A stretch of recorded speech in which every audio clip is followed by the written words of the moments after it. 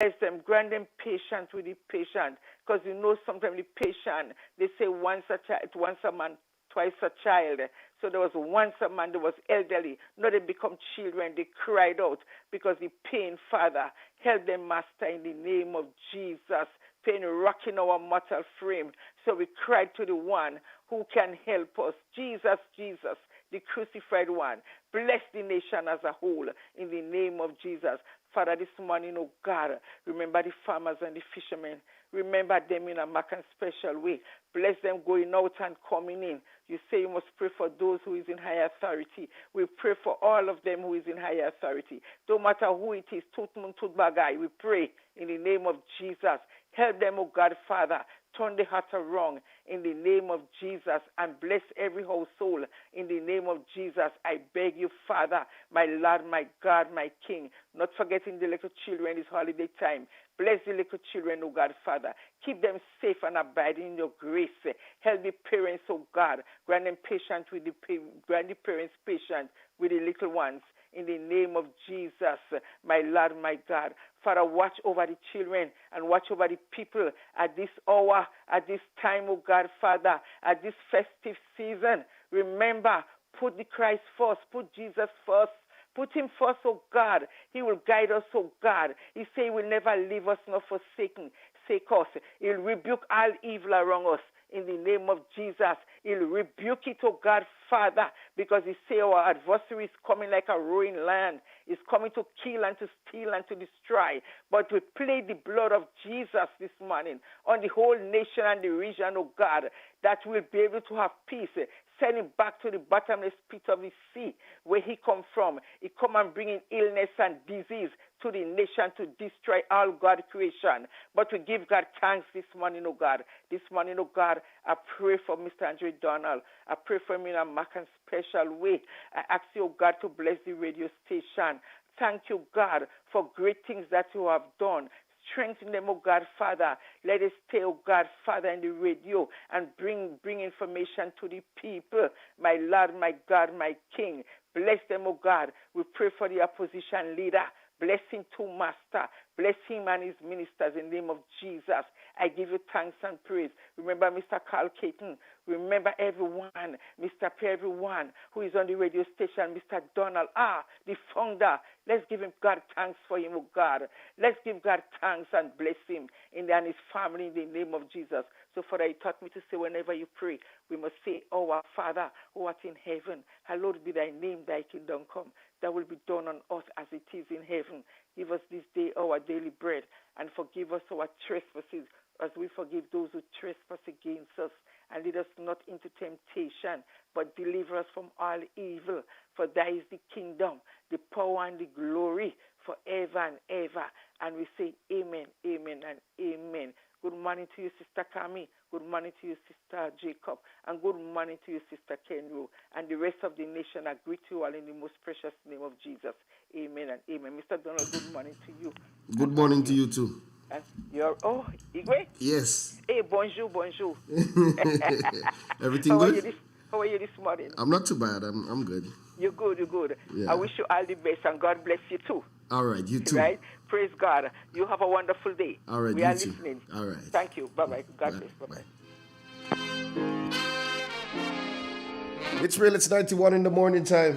9 minutes past 7 o'clock. A time check for you. It's the Xtention today.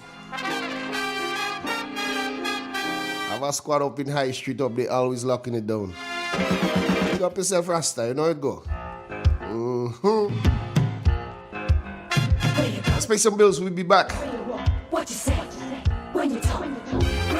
Remember at 7:20 we got the weather coming up, and at 7:30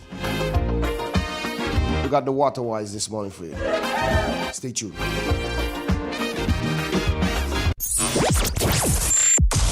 Unwrap the true magic of Christmas right here on Real FM 91.9 and 91.5.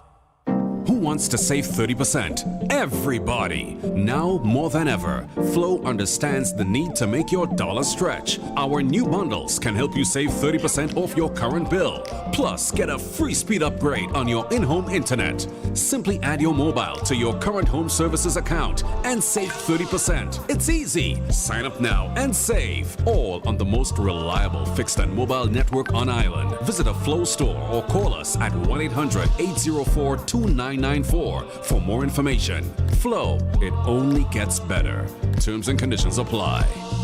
Central Point. Yes, Central Point it is. We have available for all your conveniences newborn diapers, pillows, oil for vehicles, disposable paper items, plates, cups, serviettes, etc. Household items, mops, brooms, and rakes, pipe fittings, top up for your phones, cooking gas from Rubis and Spice, gas for your AC, a wide variety of drinks, soft and alcoholic. If you're in a pinch and need a taxi, that is available also. Contact Bob and Dave at 458-9745, 456-0550, Silverly, or 442-9307. And don't forget, this is where you get enrolled in the university under the cashew tree at Plains in St. Patrick's.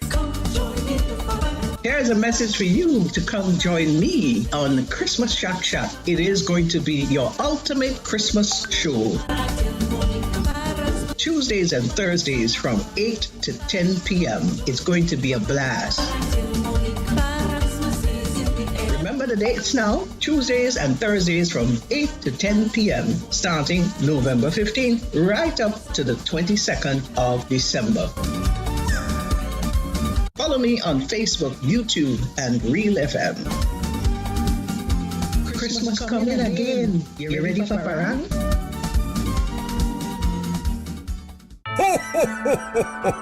The Christmas breeze is blowing at Dominic's Shopping Centers. In Fun City Guave, Santa has brought everything you need this Christmas, including greeting cards, flow coverings, mats and rugs, mattresses, bed sheets, pillows and cases, a variety of household items, pots and pans, glass sets, mixers, blenders, toys, flowers, electronics including radios, Bluetooth battery speakers with lights and hi-fi, 4 and 6 burner stoves and refrigerators, washing machines, and much more. We have clothing and accessories for the whole family. Extra opening hours for the Christmas season are Sunday 18th December. We will be open from 9 to 5 p.m. Call or visit us today on 444-8804-LANCE or 444-9221 Down Street. Best wishes for the Christmas and a prosperous 2023. Dominic Shopping Center, the best in the West. It keeps getting better.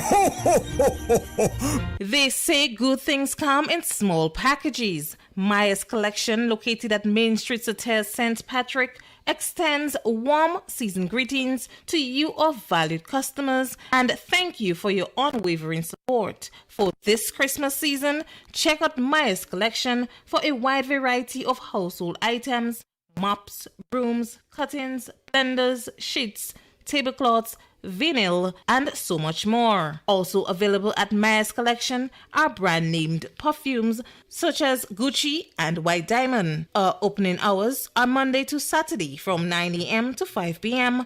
with extended hours for the holiday season. Contact us today on 449-6197. Maya's Collection. Competitive prices, better services. Maya's Collection.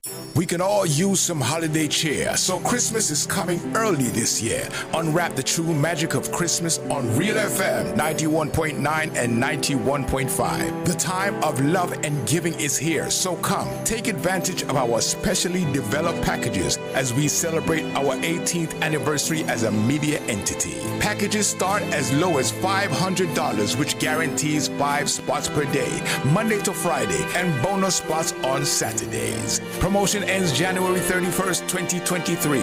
Call 442-0975 or email us at real919fm@gmail.com for more information. Don't miss this superb opportunity to get great discounts when you advertise with Real FM. Holiday music all season long right here on Real FM.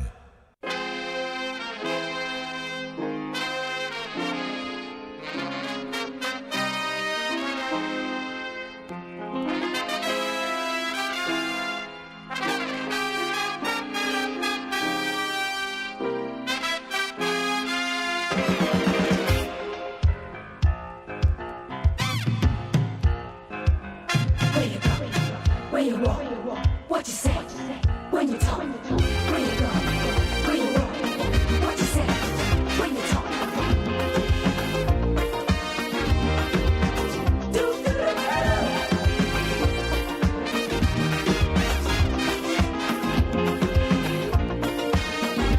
We're back on the inside. It's a hungry world. A time check for you again is 60 minutes past 7 o'clock inside the studios of Real FM. Big guys in the building already. Mr. Pierre is yet to come. It's the Xtention and it's Friday. And you guys know how I feel about Friday. Friday is my special day of the week. When it comes to Friday, I doesn't jester. I jester with jester. I don't jester. Drumsticks, where you? Where are they? Where you go when you're walking, what you say when you're talking, you gotta be careful. You gotta be careful, careful.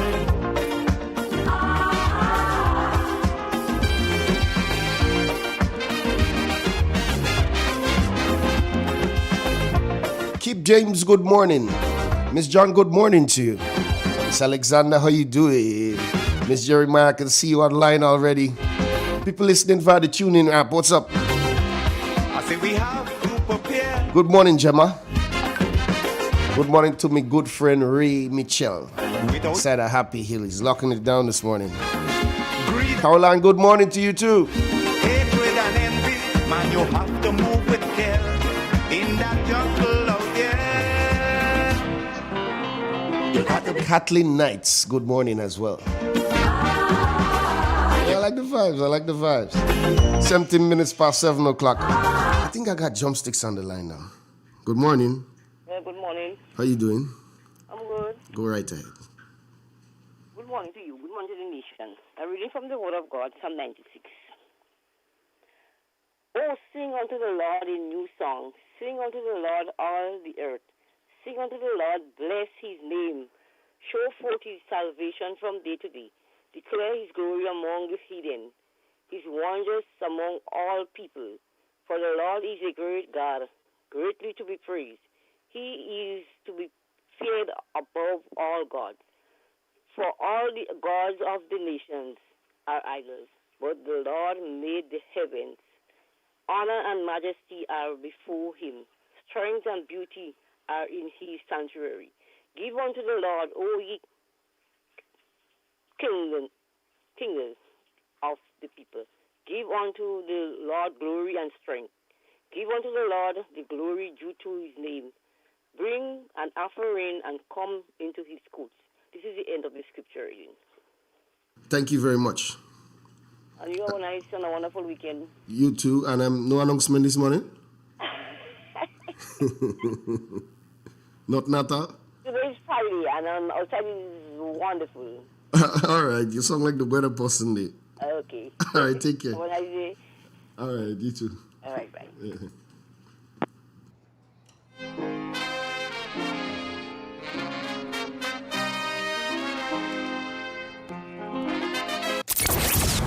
Holiday music all season long, right here on Real FM.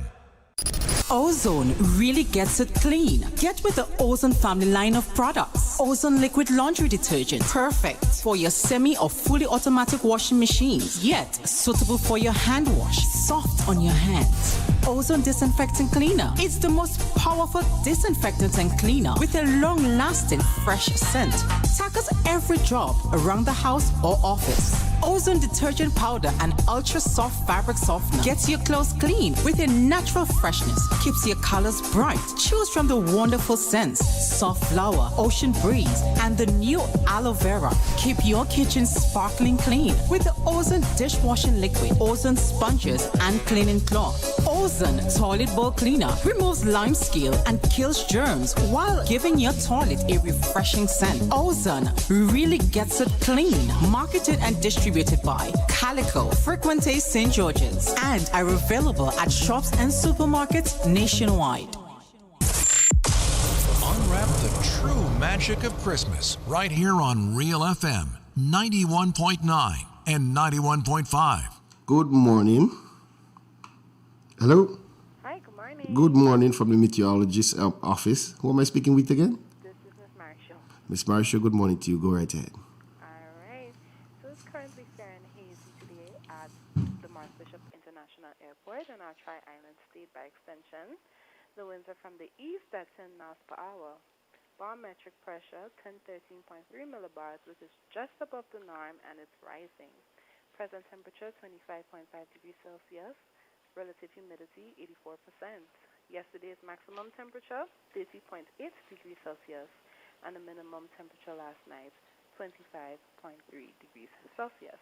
The rainfall over the last 24 hours was 0.3 millimeter, which brings the total for the month to 33.6 millimeters. So here is the public weather forecast valid for today and tonight. The weather is expected to be generally fair and windy. Any showers should be light and brief. Maximum temperature is expected to be 30.5 degrees Celsius. Winds east-northeasterly to east-southeasterly at 13 to 23 miles per hour. Seas moderate to rough with waves 6 to 8 feet in open waters. A high surf advisory remains in effect. Tides will be high at 9 a.m. and low at 3 p.m. today. Sunset is expected to be at 5:46 p.m. and sunrise tomorrow morning, 6:21 a.m. Just to recap that for you, the weather is expected to be generally fair and windy. Any showers should be light and brief. From the Met Office, Jerry and Marshall. All right, thank you.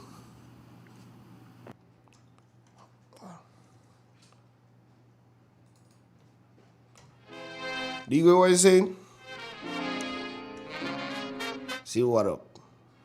Say something, let the people hear your voice. Morning, peoples. Morning. All right, you did. Time check. 24 minutes past 7 o'clock inside the studios of Real FM.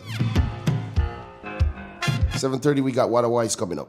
Stay tuned, folks. When you talk, when you go, when you walk, what you say, when you talk.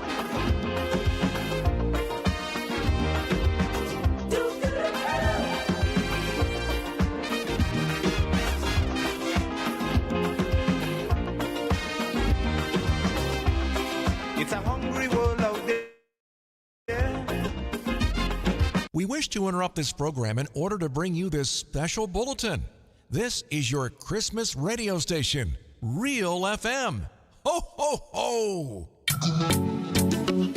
Hey now, listen to this and listen carefully. At Low Tongue Sauters is the best little seafood restaurant on this lovely island. Bacon shark, steamed fish, fish and chips, and the daily catch. Whatever that may be, we have it for you. To complement this, you can have the most tasty sorrel, golden apple, ginger, and passion fruit drinks, all locally made, just as you know it to taste. As you visit our restaurant, take some time to browse through our super convenience store, where you will find an item which has not been seen for so long. We offer you the best prices on t-shirts and unisex vests, casual and dress shirts, and the widest range of body oils. For whatever the occasion, find the fragrance, be it male or female. For you and only you, we have a wide variety of headphones and chargers. So here's what. Visit for the food, the bar, or the store, and stay for the others, because you never know what surprise is in store for you. We're open from 9 to 9 Monday to Saturday. Sunset Restaurant. M&M Hardware Limited, Hope St. Andrew and Dusty Highway St. George. Shop conveniently for all your building materials including plumbing, electrical, lumber, cement, steel and much more. We manufacture roofing sheets available in 11 colors, aluminum windows, doors, insect screens and hurricane shutters. Installation services are available for all our manufactured products. Our opening hours are Monday to Friday 8 a.m. to 4 p.m., Saturdays 8 a.m. to 3 p.m. M&N Hardware Limited. Come on in and experience our affordable prices or call us 444-6757 or 440-6757 Dusty Highway. Email us at info@mahonhardware.com or mnmdusty@mahonhardware.com. M&N Hardware, foundation to roof. Let's build together. Ozone really gets it clean. Get with the Ozone family line of products. Ozone liquid laundry detergent. Perfect for your semi or fully automatic washing machines. Yet suitable for your hand wash. Soft on your hands. Ozone disinfectant cleaner. It's the most powerful disinfectant and cleaner with a long-lasting fresh scent. Tackles every job around the house or office. Ozone detergent powder and ultra soft fabric softener gets your clothes clean with a natural freshness. Keeps your colors bright. Choose from the wonderful scents: soft flower, ocean breeze, and the new aloe vera. Keep your kitchen sparkling clean with the Ozone dishwashing liquid, Ozone sponges and cleaning cloth. Ozone toilet bowl cleaner removes lime scale and kills germs while giving your toilet a refreshing scent. Ozone really gets it clean. Marketed and distributed by Calico, Frequente St. George's, and are available at shops and supermarkets nationwide.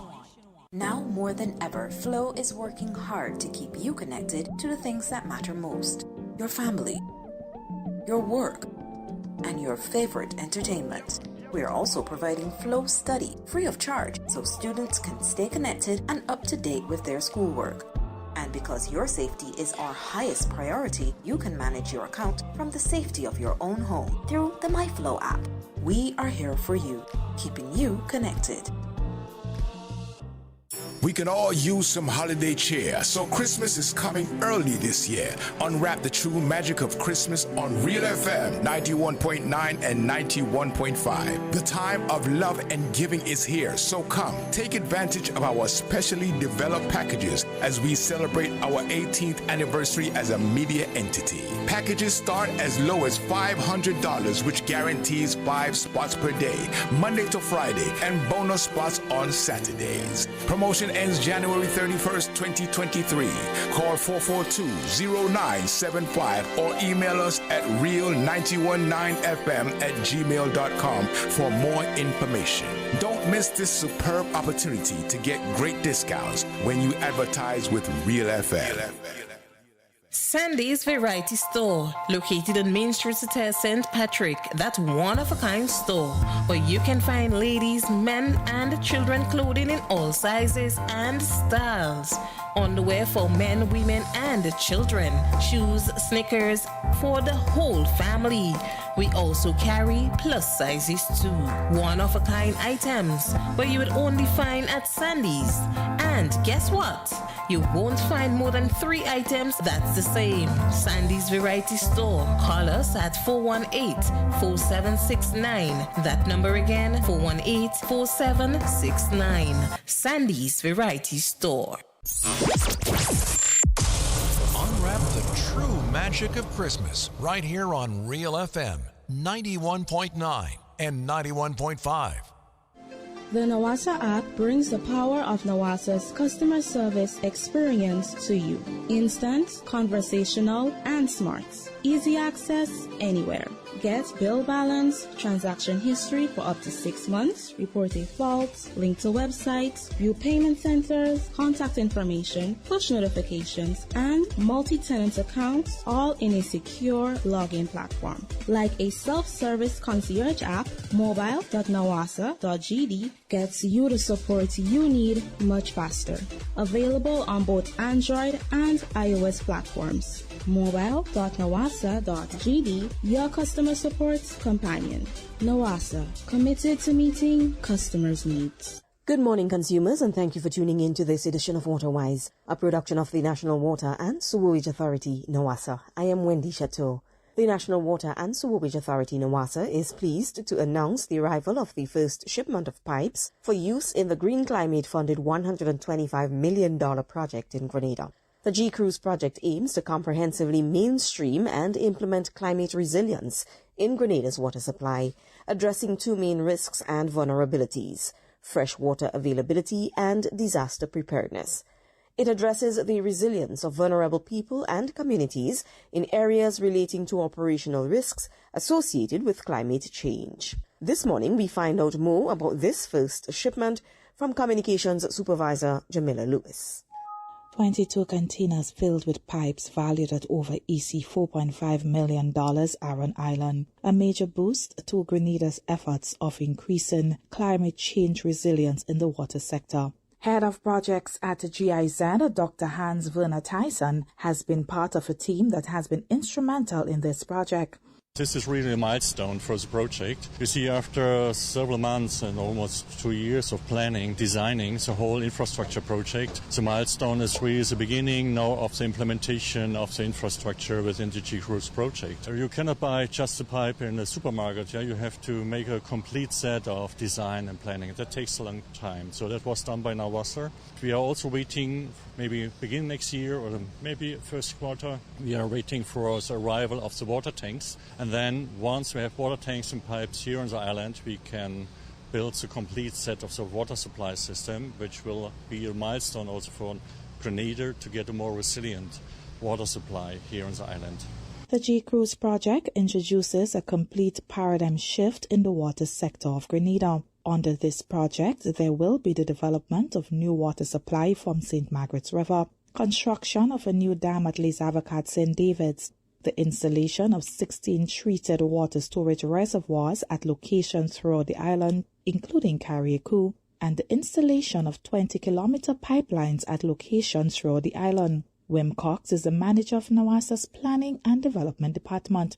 What's next for us is, of course, the implementation or the installation of these pipes. To date, we've already completed the shortlisting of the contractors, potential contractors, and in the coming weeks, early January, we're going to be issuing them the request for bids for the installation of the pipes. And immediately after that, we're going to commence the pipe installation. By the end of this first quarter in 23, we should be seeing the tanks here on island. And we're going to, under this tranche, we're going to install 6 tanks, and then another 6 tanks under the second component. So end of first quarter, tanks should be here.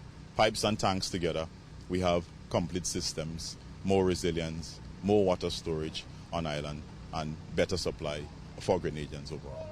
Deputy Head of Projects at GIZ, Marian Geese, says more are in store under this project for Grenada's water sector. This is only one part of the G-Cruise project, so we're looking also at other solutions to increase our water supply, and looking also at the equipping of health centers and medical stations with rainwater harvesting and better supply storage. We're looking at the communal rainwater harvesting. But we're also looking at things like PV installation, renewable energy in the NWASA network, and also improve operations, including leak detection and water loss reduction. The G-Cruise project is jointly financed by the Green Climate Fund and the German Federal Ministry for the Environment, Nature Conservation and Nuclear Safety under its International Climate Initiative, the Government of Grenada, and the German Development Corporation GIZ, to the tune of $125 million.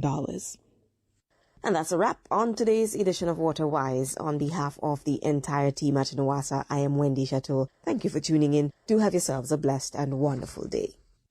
The NWASA app brings the power of NWASA's customer service experience to you. Instant, conversational, and smart. Easy access anywhere. Get bill balance, transaction history for up to 6 months, reporting faults, link to websites, view payment centers, contact information, push notifications, and multi-tenant accounts, all in a secure login platform. Like a self-service concierge app, mobile.nawasa.gd gets you the support you need much faster. Available on both Android and iOS platforms. Mobile.nawasa.gd, your customer support companion. Nawasa, committed to We wish to meeting interrupt this customers' program in needs. order to bring you this special bulletin. This is your Christmas radio station, Real FM. Ho, ho, ho!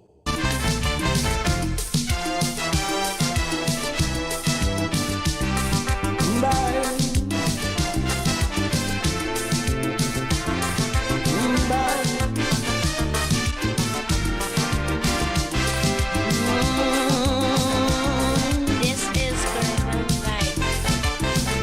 You asking me what is wrong with Trinidad?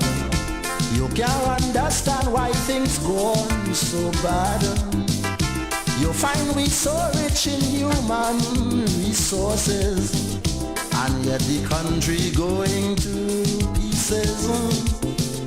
Well, let me tell you, my friend, where we went wrong. After Eric Williams' old car breakdown, we called in an AR, we ordered an next car, and installed a new driver. With 33 passengers from the party, we gave him a maxi taxi, fitted with mag wheels, tape deck, computer, air conditioned 8-cylinder. Much new fittings, this maxi car arrived. Then it started to swerve and nosedive. It took a year for passengers to realize, they say, the new driver cannot drive. Holy Willie Gui. I see you driving this morning, you know. Morning, good morning, listeners. Morning. Morning, Andre Donald, wherever you are. Igwe. Yes, sir. I see now. ID. We're back here again, the extension for Friday, 16 December 2023. We have an interesting program today, Igwe.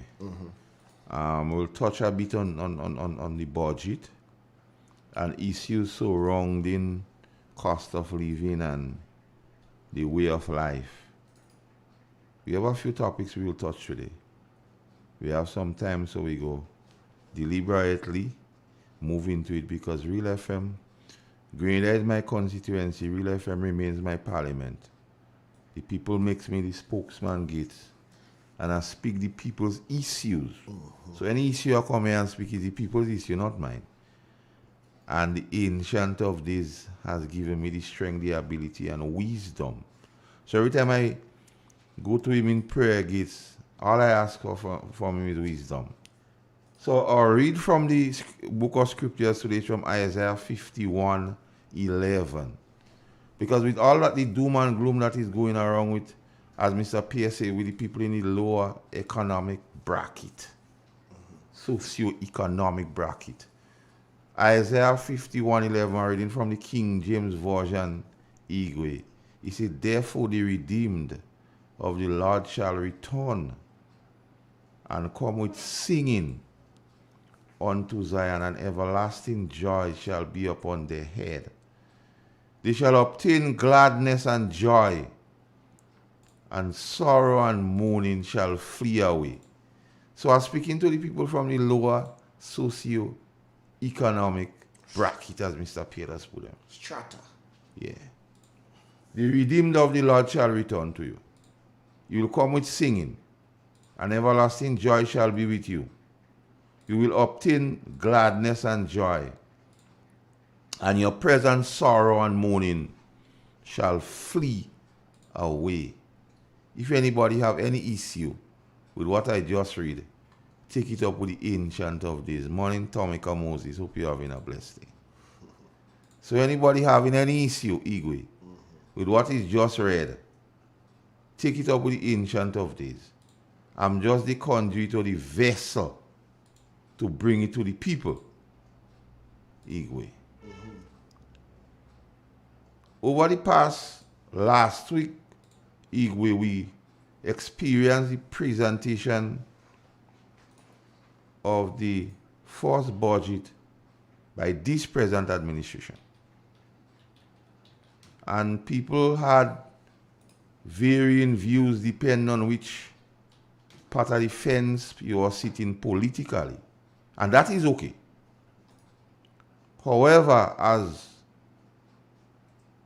we say and the old people say, the proof of the pudding is when you eat it, gets. It's not how it look. So all kind of talk was made about the presentation and how the present Prime Minister so brilliant, so he delivered for 3+ hours from his head. That is not a fact. Because we have in PTS and so on empirical evidence that cannot be refuted. You know, you have sometimes you give evidence and no matter how, whether you like it or not, you cannot refute it, Gates. Mm-hmm. Irrebuttable that he was reading from the teleprompter. And reading, in my opinion, here, he didn't even attach any emotions to the delivery. That is why after 1 hour, it became like boring because you have no emotional attachment. Mm-hmm. Even when what he deemed to be punchline, it didn't come out like punchline because of the way it was read. But with all that said, Gates, we have to deal with the reality of the budget and how it would affect this country going forward, Igwe. And one has to pay particular attention to the language of the Prime Minister. Because there's some things he said in the budget which one has to pay particular attention to. And for the purpose of the program this morning, as I usually do, I visited the Chambers 20th Century Dictionary, my very good companion. And I looked up budget. And he said, budget, a financial document used to project the future income and expense over a particular time. So it is not an event, Gates. It's not a weekend lover, but a full-time one. Not no weekend joker, but a full-time one. Not the eloquence attached to the delivery, but the substance. It's not about hype, but substance. It's not about like, but love, Gates. So we'll endeavor to go through some of the aspects of what was delivered.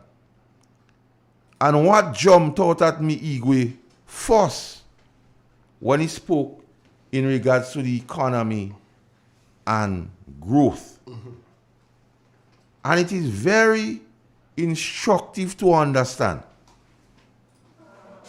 what is the true meaning or what is the end game of this particular budget. Igwe, yeah, you need to play a clip for me, please.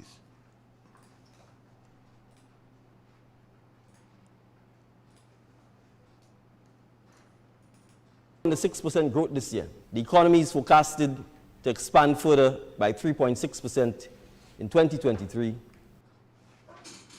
Play it again. Yes, play it again. The 6% growth this year. The economy is forecasted to expand further by 3.6% in 2023. Mm-hmm. So, Igwe, when one listens, you have to also listen to the language, Igwe. And from the budget document on page 6, the 4th paragraph, I will read for emphasis, Gates. Mm-hmm.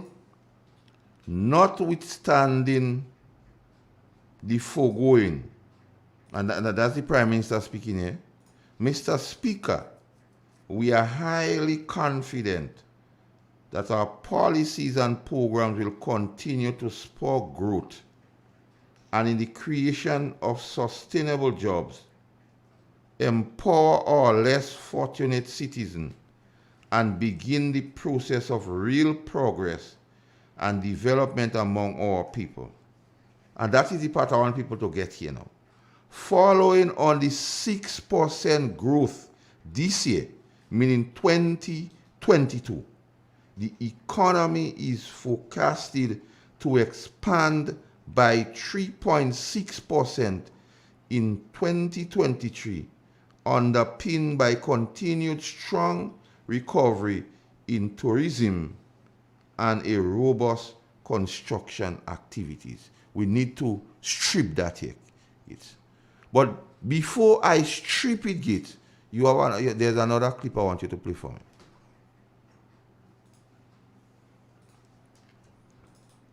On page 10, take your books out. On page 10 of the medium-term fiscal report framework 2023, that's a government document, Mr. Speaker, report that was laid before this honorable House, along with the estimate of revenue and expenditure, it indicated, and I quote, growth is expected as a medium term. Listen to that.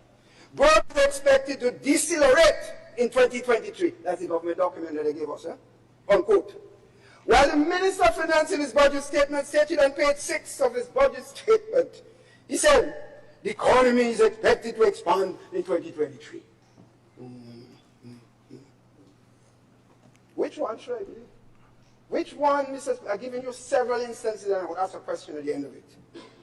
We get one document with numbers given by the officers, I assume, in the Ministry of Finance, and then the Prime Minister in his budget statement, I don't know, maybe for political reasons or somebody write the speech somewhere else. Mr. Speaker, did the Minister of Employment and Prime Minister not understand the economic numbers? Was it an attempt to deceive the people about the growth prospects of the country for 2023? Mr. Speaker, I know he's not a numbers man, but at least if you give a document saying one thing, it has to be consistent with statements that you make. Yes, Igwe. So, people, listen and listen carefully, because there is a developing trend with the Prime Minister. Whenever he speaks, and you go and do your own research, what he says could be questioned.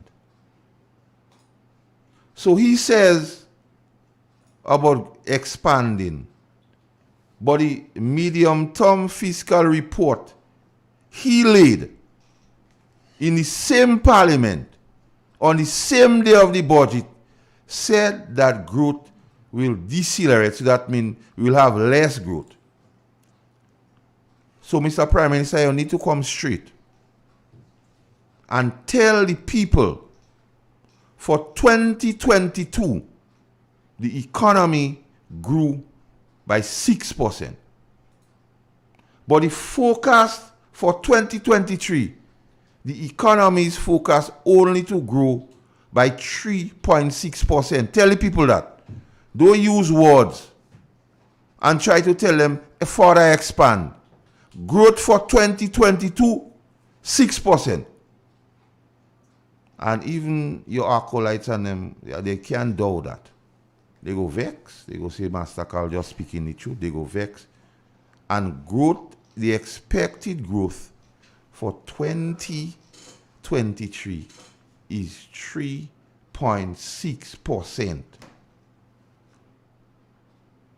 That, my friends, is the crux of the matter of this budget that they call the best budget, the biggest budget. So remember, folks, the economy is only forecasted to grow by 3.6% next year. And when the economy growth decelerate, less things could happen. And one of the immediate things that jump out at us, salaries is pinned to 9% of the gross domestic product. So that means less money when the economy grows less. So all they talk about best budget. And all they talk about eloquence. But what is instructive here to note and to understand? Even the Prime Minister and the present administration, by the virtue of asking permission to borrow $350 million. And folks, I told you here on Real FM, I had a dream. That is the confidence they have in the best budget. Because they don't have the confidence that the budget will do what they're telling the people. So they say, by best we go and try to put something in place to borrow. That is the confidence they have in the best budget. If you have confidence in your best budget, why you, and that is the biggest amongst any government in this country ever attempt to get permission to borrow. Andrew Donald, if you're listening somewhere, just type yes for me. If it's yes, say yes. If it's no, say no. And that is the crux of the matter when we speak about this budget. We have not gotten into the inconsistency yet. We have not got into the fact of the cuts in social safety net program. We have not reached in these issues as yet. But we're just telling you from the genesis, from the foundation, that the economy is projected to grow at only 3.6% in 2023. And the Prime Minister agreed on paragraph 4 of page 6 of the budget documents that for 2022, under the budget of the new National Party, the economy grew by 6%. And that is the crux of the matter. So folks, I've given you some food for thought. I'll take a break here to allow it to digest a bit. And we'll be back.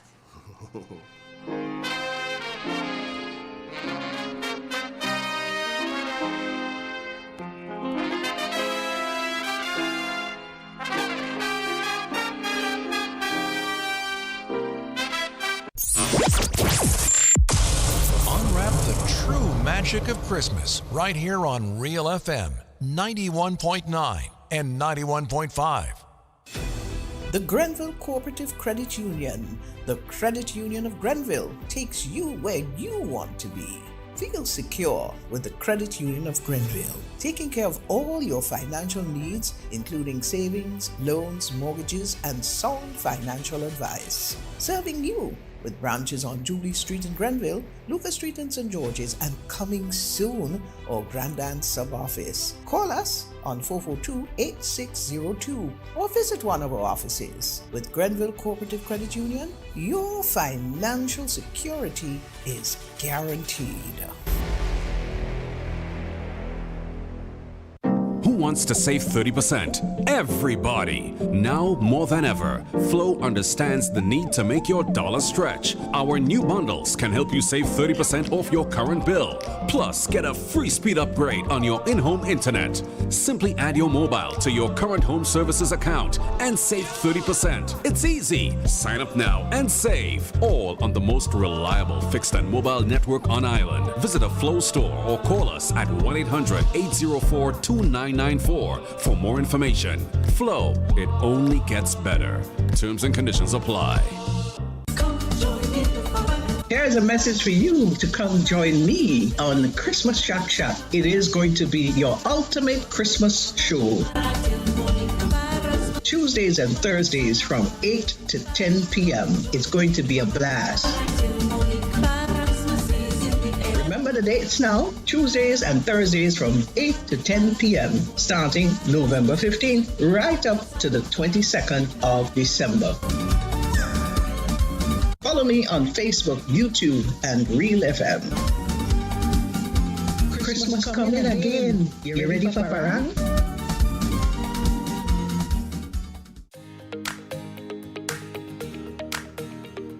The Housing Authority offers products that people can choose from, products that people can access, and I think anyone looking to build just call the Housing Authority of Grenada. The service was superb. Every step of the way, they collaborated with the owner, they collaborated with the builder. The builder himself was really good. For what I've seen them do, I have to say that from buildings they have done in the past to where they are now, they have come up to speed with modern trends, modern designs, and I think I will advise anybody to choose the Housing Authority of Grenada.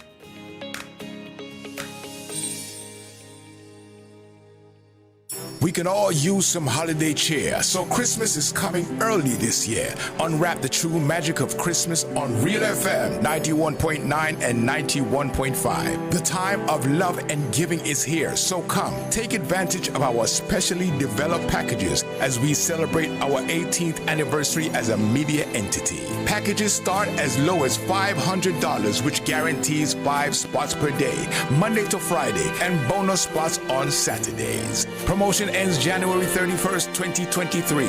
Call 442-0975 or email us at real919fm@gmail.com for more information.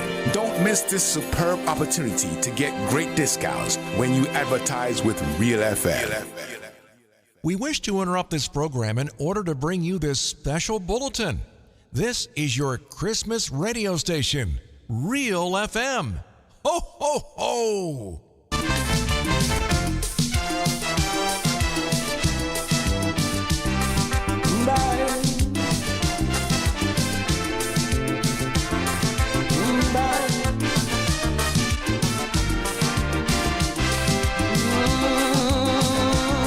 This is Caribbean Vibe. You asking me what is wrong with Trinidad? You can't understand why things go on so bad. You find we so rich in human resources, and yet the country going to pieces. Well, let me tell you, my friend, where we went wrong. After Eric Williams' old car breakdown, we called in an AR, we ordered an Xcom and installed a new driver. With 33 passengers from the party, we gave him a maxi taxi, fitted with mag wheels, tape deck, computer, air conditioned 8-cylinder. With posh new fittings, this maxi car arrived. Then it started to swerve and nosedive. It took a year for passengers to realize. They say the new driver cannot drive. Holy Willy Gui. Yes, folks, we back. We back. Let's go. I hear you. So, folks, one has to understand, and let us apply reality to the fact that we expect less growth in the economy. Let's be real. Let's be straight. Less growth, Igwe, means less activities in the economy. Less activities in the economy means less disposable income in the economy. Less disposable income is bad news for small businesses, businesses in general, the bossmen, the barbers, the beauticians, the fish vendors. So with less growth in the economy, it affects all these people in Nuggets. All these people will be affected come 2023 because the economy is projected to have less growth than this year. But what is, I don't understand, with the projection, in the same sentence or paragraph, where the Prime Minister underlined the fact that growth this year, 6%, projected growth next year, 3.6%. And he's saying it will be underpinned by strong recovery in the tourism industry and robust construction activities. But Gates, reality is, with less growth in the economy, less activities, less monies, so you can have more construction activities. That can happen. The reality of the fact is things will slow down. The construction industry will grind to a halt. And that is the indicators that will tell us that we have less growth in the economy. Because we start to see it already, Igwe. Case in point, them men used to make blocks, Igwe. They used to tell you the blocks cannot dry. Now they have to stockpile the blocks. So I threw out something for the guru $100. If he's yes, say yes. If he's no, say no. And the man using only big words these days, I had to talk to him. He say, a formative. This guy on a mission. I listened to the program the other morning. Words in toto. He lost me as well. Yeah, man. So I had to see if I could touch the hem of his garments and get some words. I like that one, hem. Yeah, man, the hem of his garments. I don't telling him nothing, I just bouncing him and hope to think. Yeah, but on a serious note, Gates, with less growth in the economy, you have less activities. With less activities, you have less disposable income. And we'll get to that, Gates. The social safety net program and the effect on the economy. Because we're dealing with the budget, and the budget addresses the economy, or it says what is the intention of government going forward. And off the bat on page 6, we have the Prime Minister of this country, the Honorable Dickon Mitchell, agreeing to the fact that it has slowed down in growth. On page 10 of the medium-term fiscal report, laid in Parliament, which he should have read, an economic indicator indicates that growth will decelerate. That means it will get less, slow down, go slow. So the economy and the workings of the economy would slow down. The gross domestic product, that's an indicator as to how government do business and how successful the business is, will also be affected. And we know salaries, Gates, for public workers. Salaries. Because they make a big idea about public workers and paying the retroactive and so on. Salaries for public workers will be affected because you cannot go past 9% of the gross domestic product. So what we see in here is not as they want us to believe best budget. The crux of the matter, as a friend of mine used to put it, and I should know that if you listen, the pith and substance of the budget indicates there will be a slowdown, Gates. So all the talk about best budget ever present will have a slowdown. But it's something we have to remember. One Nazim V. Buck presented the first $1 billion budget here, and it was touted the best budget again, Gates. It fell flat on its face. Are we seeing the same thing here? As some friend of mine does say, we see that movie already. Yeah, we filmed that already. You watch that movie already and we know the conclusion. But like I say, the proof of the pudding is how he eat, not how he look like. So, just to put it in its proper perspective, the growth of the economy will be less. That would have an impact on activities. The activities in the economy will be less. That would impact on disposable income would be less. And that would impact on businesses. So all the small people and businesses will be less. So it is not as they wanted us to do. And I want people to understand it's all about the reality on the ground.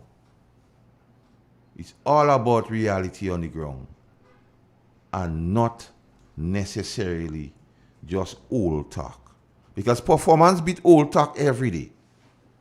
Institutional knowledge beat old talk every day. And when you lack institutional knowledge and you add arrogance and you add inexperience, that is a recipe for serious problem, disaster. It's like when a volcano meets a hurricane. So all they talk about, the eloquence of the budget, the presentation of the budget, the best budget, folks, stay woke. The indicators indicate that it is not business as usual. The indicators indicate that we should ban we belly for what is to come. And these are the things which we as a people ought to understand. And these are the things that Real FM Parliament will bring to you, the people. Will let you understand what it is by breaking it down to every molecule and atoms. And as indicated by the Prime Minister and the medium-term fiscal report, the economy is expected to slow down. Once the economy slows down, it affects everything in this country. It affects the ability of government to do many things in this country. And like I told you folks, the government own confidence in the budget was simply to ask for permission, the appropriation bill of $350 million. That is the confidence. That is the confidence they attach. That is the confidence they attach to the budget. As one put it, the budget body don't collate, but they're asking for permission to appropriate $350 million. So folks, you have to understand, all the trappings, or all the song and dance about the budget, when you get into the pith and substance of the budget and how government intends to make that money to balance the budget, it seems bleak, not only by my estimation, but even by the utterances of the Honorable Prime Minister. One, we expect less growth. And that is a fact in the document on page 6. So persons could go and read for themselves. Second, the confidence they have in the budget tells you that one time they're looking for an appropriation bill to borrow $350 million. Biggest budget, biggest appropriation bill. How convenient. You just jump from biggest and best budget and then you just heave on the bandwagon of biggest appropriation bill in the history of this country. And then they say nobody else, no government has done nothing for this country. Listen, the people.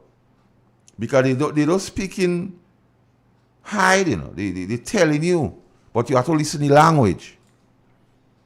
Like I say, therefore the redeemed of the Lord shall return and come with singing unto Zion, and everlasting joy shall be upon the head. And that is the crux of the matter. So as we go through the program today and speak on issues of the budget, you will understand. I'm going to it slowly today and painstakingly because I want you to grasp what is need to be grasped. I want you to understand what it is. And I want to expose the lies or inconsistencies or as the union put it, those statements that are manifestly certified false. And that the Parliament of Real FM will endeavor to bring to you, the people of this beautiful country of ours. Best budget, inconsistencies. Best budget, the economy would slow down. Best budget, the confidence they have in the best budget tells you that they are already asking for appropriation bill. The biggest in the history of this country. So we'll get on to other aspects of the budget as we endeavor today. So we'll take a break here, folks, and we'll be back. Where is it?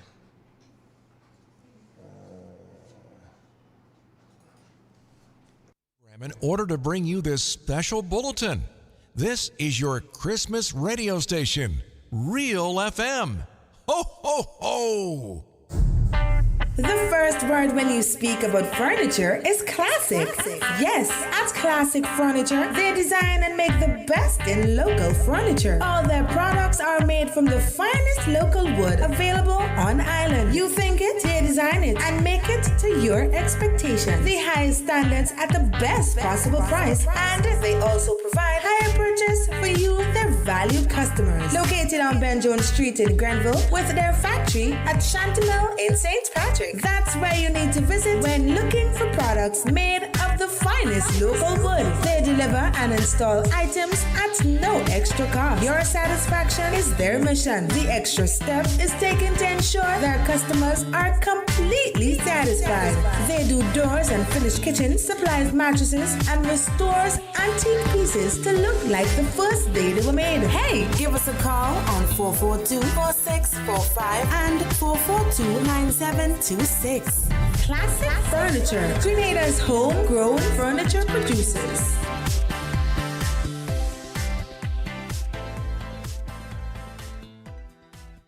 Step inside.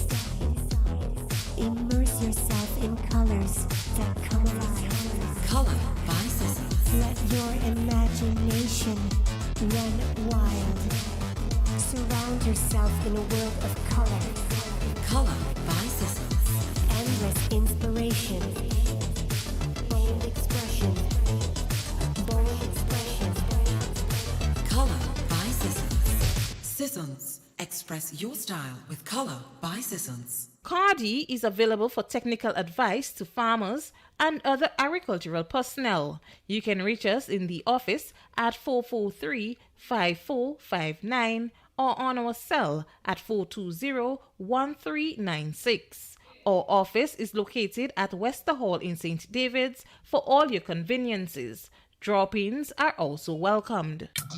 If you're looking to improve or maintain your health, look no further. We have a general practitioner right here on Main Street Sauters in the Kweze. Dr. Guerrero, a gynecologist and surgeon who specializes in women's health. She offers lab tests, blood, pap smears, prostate cancer, and stool tests. Consultation for pregnant women from beginning to end. Surgeries, which includes hysterectomy, tying of tubes, vaginal shrinking, removal of uterine fibroids, and vaginal warts, hernias, C-section. She also specializes in diagnostic and therapeutic BNC, abnormal bleeding. They're in collaboration with Alice Labs, located in St. George, opposite the Excel Plaza. Dr. Santos, an oncologist who specializes in cancer treatment, a general practitioner, family doctor, will be joining Dr. Guerra in the not-too-distant future. Walk-ins are accepted.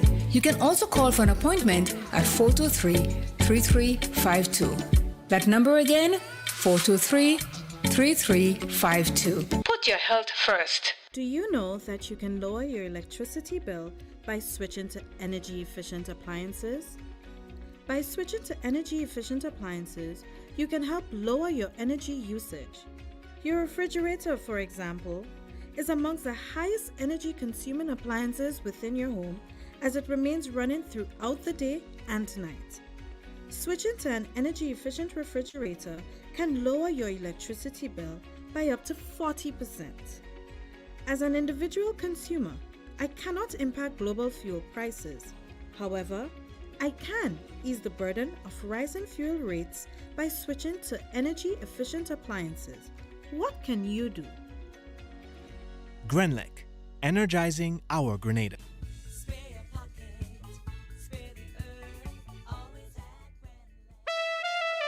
You've asked for it, and now it's here. The NLA announces its new mid-morning draw, commencing September 30th for 9:45 a.m. Yes, you can play Pick 3, Cash 4, and Playway 3 times daily for 9:45 a.m., 12:45 p.m., and 7:45 p.m., Monday to Friday. Saturday draws remain twice daily. And that's not all. Simply place your non-winning Cash 4, Pick 3, and Playway tickets valued at least $10 from a single purchase in the NLA branded box at your favorite sales location. 4 chances to win 10 prizes of $1,000 each. Whoa!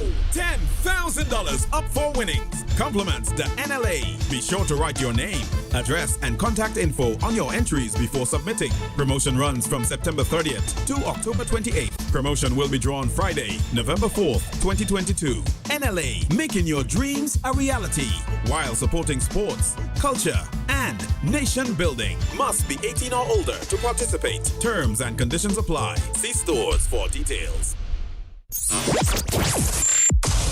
Unwrap the true magic of Christmas right here on Real FM 91.9 and 91.5.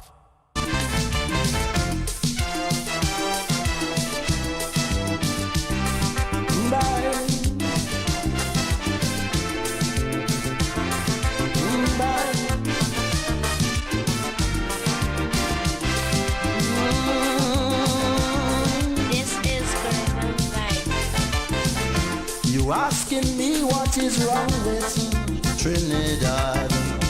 You can't understand why things go on so bad.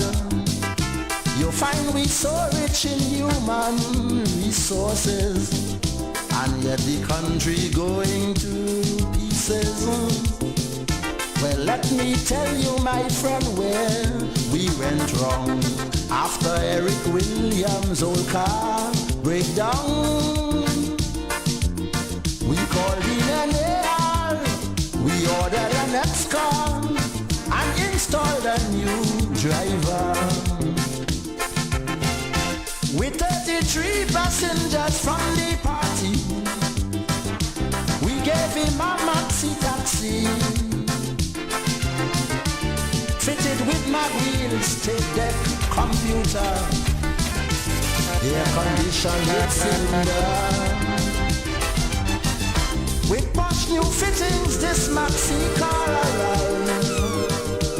Then it started to swerve and nosedive. It took a year for passengers to realize. They say the new driver cannot drive. Holy Willy Gui. Yes, folks. I need to say something here, Igwe.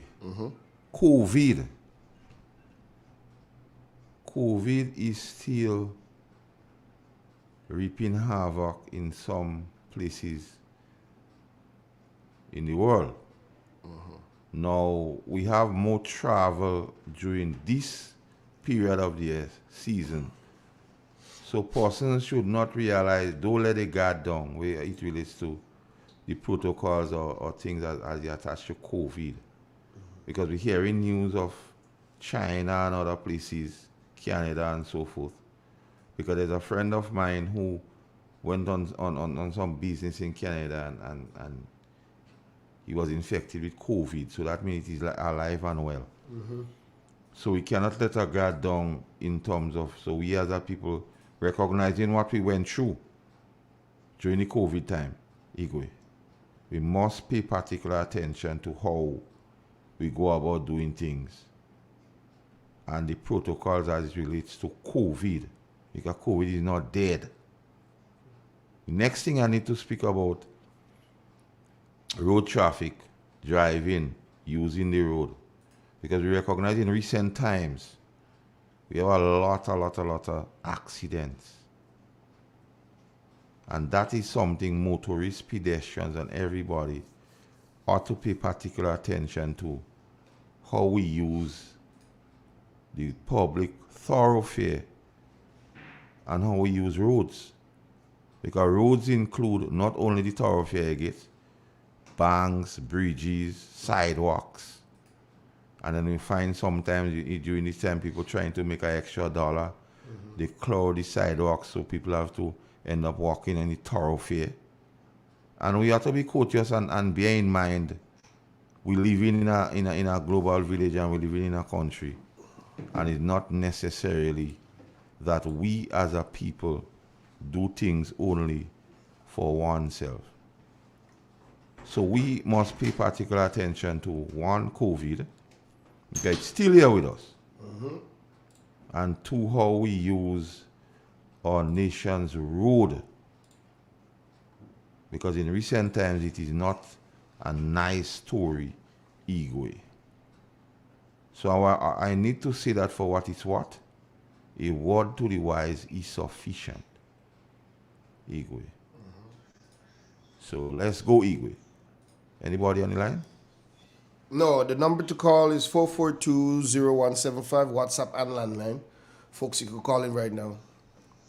Let me hear from all you.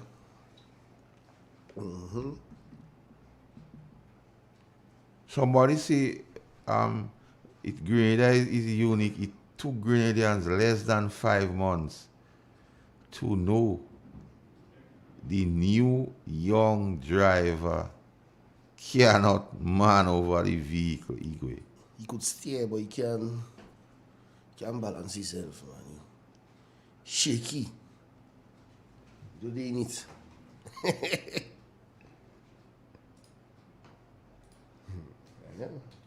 So, Igwe, now we have to link things and put it in its proper perspective. In recent days, Igwe, there's information to suggest that the government negotiating team met with public workers in an attempt to have some salary negotiation. We get a call? Let me take the call. Good morning. Good morning to you, Igwe. Good morning. Good morning, Master Carl. Morning. Morning. Yeah. Good morning, Grenada. Master Carl, quickly, I don't know if you can, during the course of the program, if you can break down or explain a little bit more about the tax amnesty that was given to businesses. In other words, the millions of dollars that was collected by the businesses of this country, right? That was collected from the poor people that was supposed to go to the government.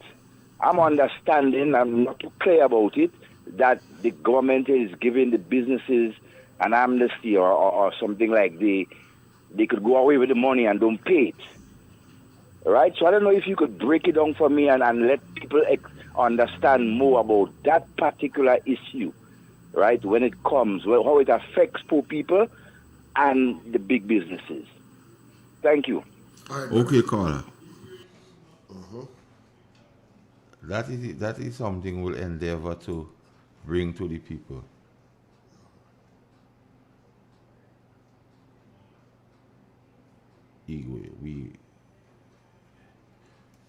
Yes, I was saying, caller will endeavor to throw some light on that, because that is something that would affect the pie on the plate.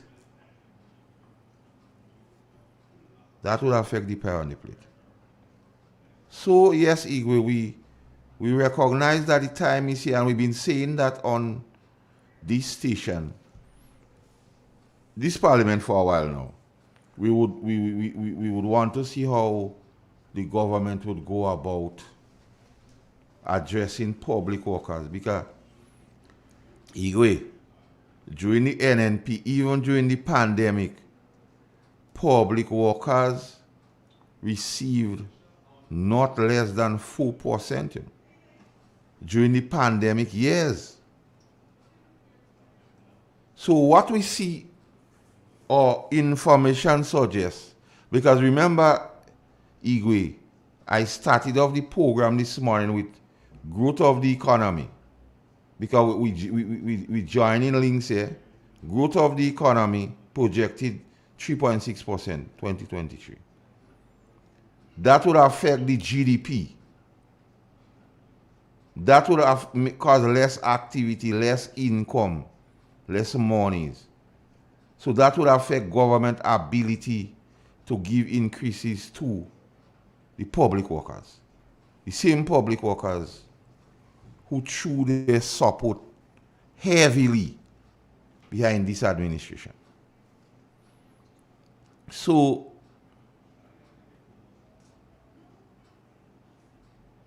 on the 14th of December, that was when, Igwe? 14th of December was 2 days ago. That was Wednesday? That was Wednesday?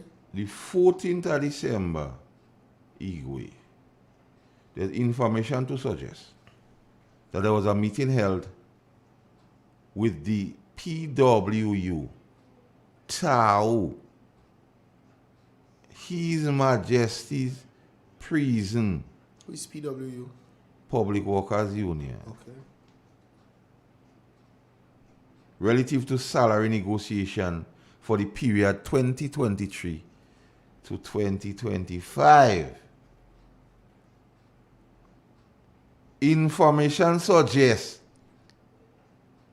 that the joint negotiating team for the RGPF proposed an increase of 4% for 2023.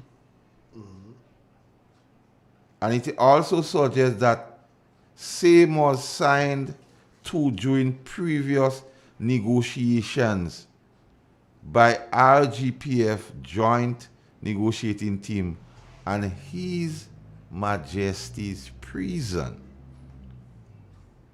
That's for 2023. For 2024,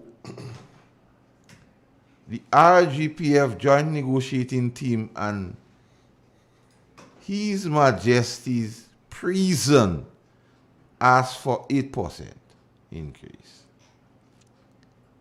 And in 2025, another 8% increase. Gates, the government negotiating team,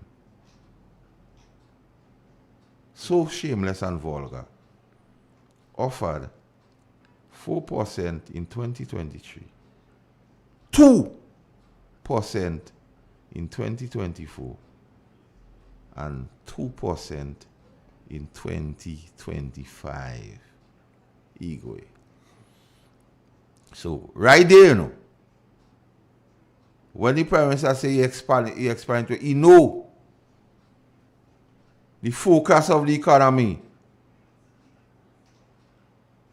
is to do worse than how he did this year. And that is reflected in the offer made to the RGPF and the prisons gate. And that is cause for concern.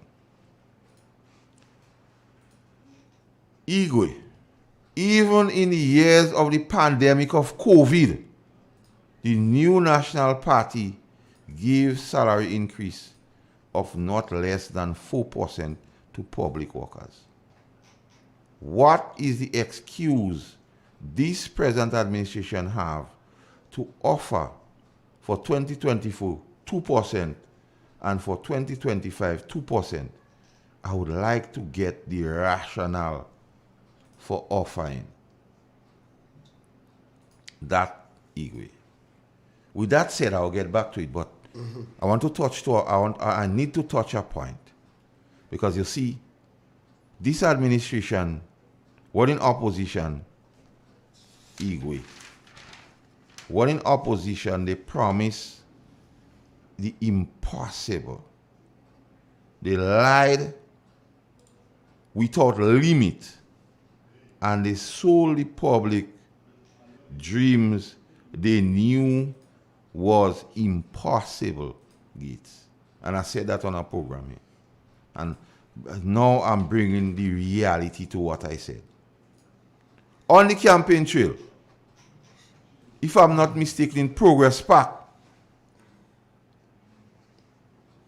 the present Prime Minister, the leader of the NDC, as he then was, on the campaign, make a reference of the Royal Grenada Police Force. And in particular, the pay and grade situation of 1995. He got the by information suggests that the police supported him solidly, Igwe. In a matter of days, he met with the RGPF. And he promised again that the pay and grade would be on the front burner.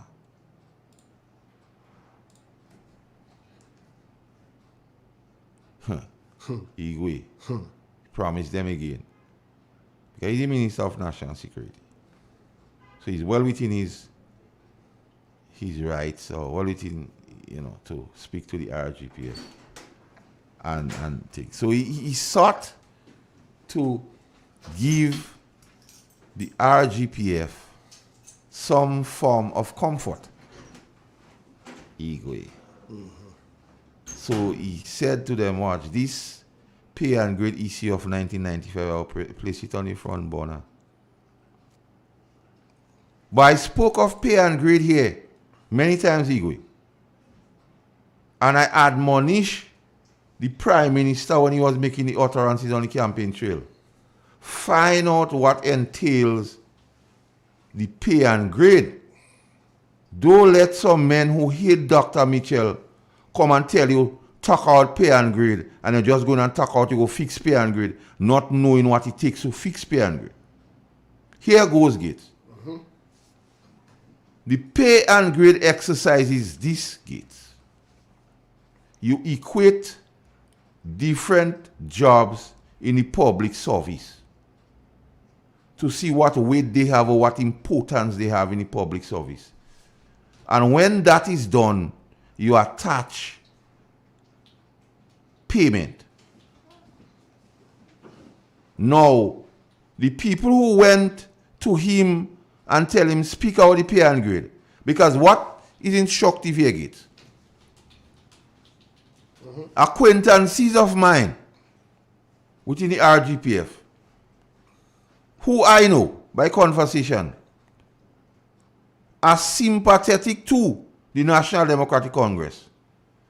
After the leader of the NDC, as he then was, Deacon Mitchell, made those utterances, I think it's in Progress Park. They call me, they say, Master Carl. Finally, somebody addressed the police. And they say, well, you're going around with some men and they don't addressing the police. Galvanized missing on police station in Pitimatnik. Man waiting.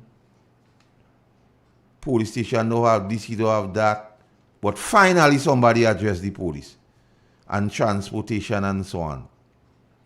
So I said, bro, and not only bro, you had some women too. I said, well, I'll get you. If that is the case, that is the case. So you say, Masakal, you can speak to us now that, but you give the guy a chance, because look what he say. I say, well, boy, the ends justify the means.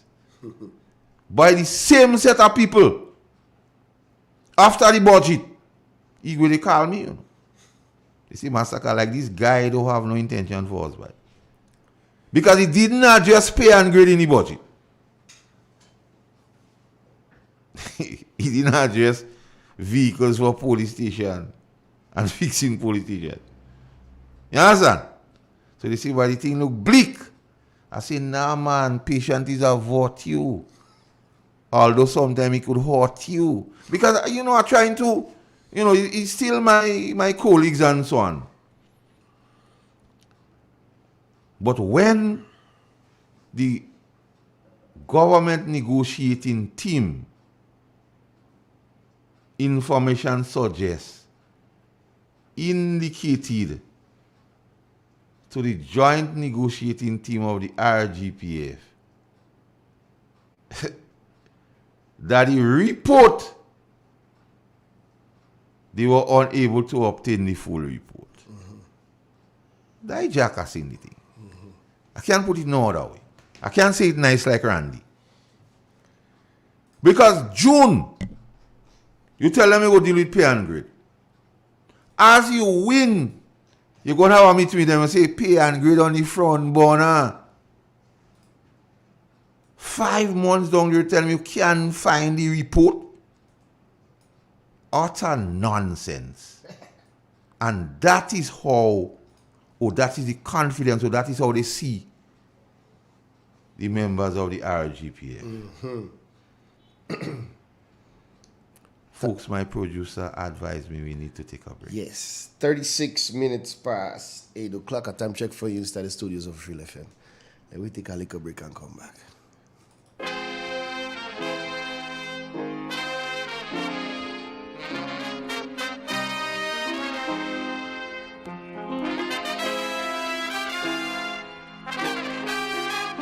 We wish to interrupt this program in order to bring you this special bulletin. This is your Christmas radio station, Real FM. Ho, ho, ho! Who wants to save 30%? Everybody! Now more than ever, Flow understands the need to make your dollar stretch. Our new bundles can help you save 30% off your current bill. Plus, get a free speed upgrade on your in-home internet. Simply add your mobile to your current home services account and save 30%. It's easy. Sign up now and save. All on the most reliable fixed and mobile network on island. Visit a Flow store or call us at 1-800-804-2994 for more information. Flow, it only gets better. Terms and conditions apply. Central Point. Yes, Central Point it is. We have available for all your conveniences newborn diapers, pillows, oil for vehicles, disposable paper items, plates, cups, serviettes, etc. Household items, mops, brooms, and rakes, pipe fittings, top up for your phones, cooking gas from Rubis and Spice, gas for your AC, a wide variety of drinks, soft and alcoholic. If you're in a pinch and need a taxi, that is available also. Contact Bob and Dave at 458-9745, 456-0550, Silverly, or 442-9307. And don't forget, this is where you get enrolled in the university under the Catcher Tree at Plains in St. Patrick's. Here's a message for you to come join me on Christmas Shack Shack. It is going to be your ultimate Christmas show. Tuesdays and Thursdays from 8 to 10 p.m. It's going to be a blast. Remember the dates now? Tuesdays and Thursdays from 8 to 10 p.m. starting November 15th right up to the 22nd of December. Follow me on Facebook, YouTube, and Real FM. Christmas coming again. You ready for parang?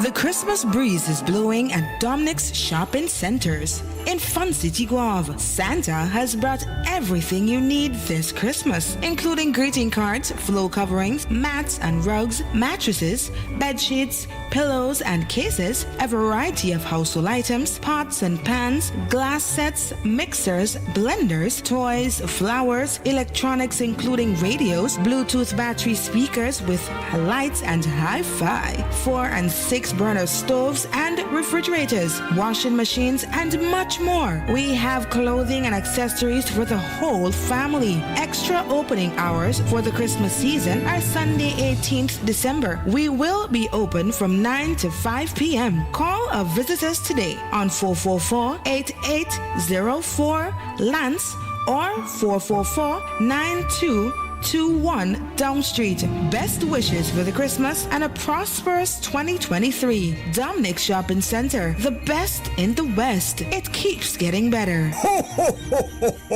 They say good things come in small packages. Maya's Collection, located at Main Street, St. Patrick, extends warm season greetings to you, our valued customers, and thank you for your unwavering support. For this Christmas season, check out Maya's collection for a wide variety of household items, mops, brooms, curtains, blenders, sheets, tablecloths, vinyl, and so much more. Also available at Maya's collection are brand named perfumes such as Gucci and White Diamond. Our opening hours are Monday to Saturday from 9 a.m. to 5 p.m. with extended hours for the holiday season. Contact us today on 449-6197. Maya's collection. Competitive prices, better services. Maya's collection. Unwrap the true magic of Christmas right here on Real FM 91.9 and 91.5.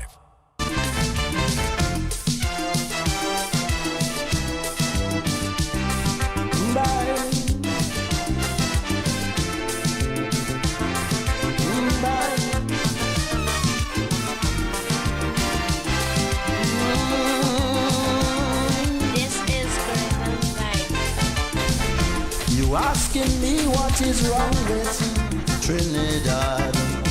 You can't understand why things go on so bad. You find we so rich in human resources, and yet the country going to pieces. Well, let me tell you, my friend, where we went wrong. After Eric Williams' old car breakdown, we called in an AR, we ordered an X-Con and installed a new driver. With 33 passengers from the party, we gave him a maxi taxi, fitted with mag wheels, tape deck, computer, air conditioned 8-cylinder. With much new fittings, this maxi car let's no swerve and nose dive. It took a year for passengers to realize, they say, the new drive. Only we legal. The driver can maneuver. The driver can maneuver. And those information we give in here is testament to the fact that the driver cannot maneuver. Yes, Gates, we continue on the negotiations, pay and grade situation. Now, the people who did the last pay and grade exercise here, honest and young. So all this thing about they can't get a report. I mean, we're living in a global village, and the same Prime Minister in his budget speak a lot about technology and the use of technology, even for the fact that when the leader of His Majesty opposition asked for hard copy, he was a giggle and a joking. They tell him about technology, Gates. But now to get a report from Honest and Young, like they have to go for it manually. They want like for hard copy. So that's what I'm telling you. The fellas them cannot man over Gates. But be that as it may, Honest and Young, let me don't go off track. Now, what is troubling to me is the information to suggest that the joint negotiating team of the RGPF intend to pursue the pay and grade issue through other channels. Other channels kind of vague. And that is something I would want to understand. But let me go. Pay and grade is an exercise done simply. The wider public service, what you have salary scales. You are paid in salary scales based on one qualification in some instances, based on how long you're in the thing, and based in like the RGPF based on your rank, your salary scales within the rank. But what the pay and grade seeks to do is to equate the importance of that rank, of that scale, and attach salaries to that scale. And I will give you an example. The last pay and grade exercise, what was done, or the one what was done seeing that 1995 is the issue. I'll get to 1995. Seeing that 1995 is the issue, Caller, just hold a bit. I'll get to 1995. Because I realize in this country, this present administration don't like history. Because they want to say what they want to say and make people believe what they want to say without having a foundation. The pay and grade, what was done in 1995, equated a corporal of police, first stripe police, to one of the nurses who would be in white, the first thing. So they were equated same. But what you find when you went on the salary scale, Igwe, the nurse was being paid parallel to an inspector of police. So that was the issue of the pay and grading. Okay. And the issue of the pay and grade, what one ought to understand, after the exercise was done, letters were sent to all and sundry, the wider public service and police. The public service, wider public service responded in many cases and said they were not satisfied with the scale, the salary scale attached to the importance of the grade. The RGPF never responded. That is the first thing one must understand. So who is accountable, or who should be accountable? There's information to suggest that the letter sent was retrieved on a particular desk a long, long time after not even opened.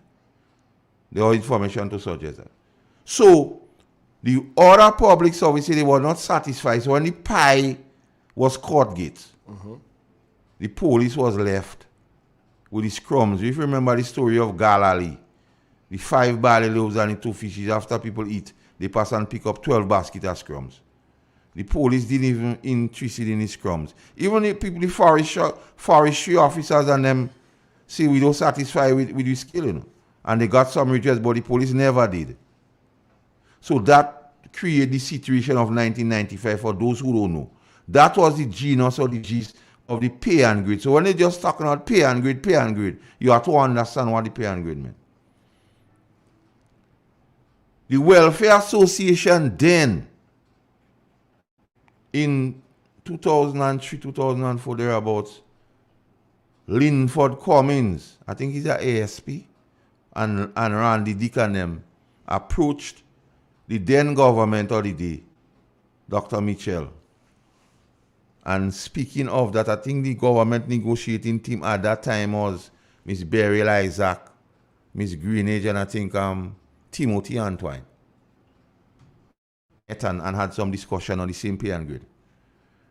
And they say it was improper to address only the police in an exercise like that. The wider public service should be addressed. And they hired some people, I think KPMG, to do another assessment of pay and grade. But as a means of giving something to the police, they didn't say the report hide and so on. They say, well, at that time, pension was not the issue as it is now. So they said, okay, we will give some allowances to offset some of the cost. And after these allowances was agreed to, in some cases, police officers receive in excess of $700 addition monthly to the salaries. So when people say nothing has been done, it is not a fact. Because they don't know, so they go see that. And I'm saying all that for people to understand the whole issue of pay and grading. I don't want no dog in that game or no skin in the game, save and expect. If they have to do anything with pay and grade, it might affect me positively. So, we found, in the case of the corporal of police, that if the pay and grade was addressed, he would receive an increase of close to $400 a month on his salary. Igwe. And simple school children maths, because I don't go in no big math X, Y equal Y and Z and thing. 400 multiplied by 12.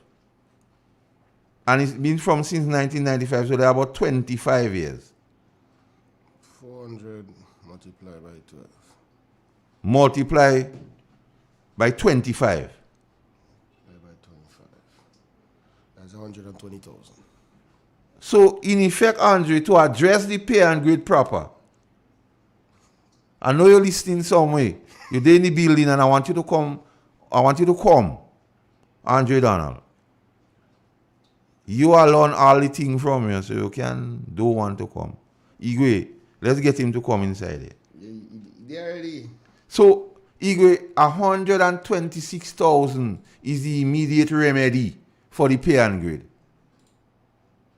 And then you have to add, in some cases, 400 monthly to the police.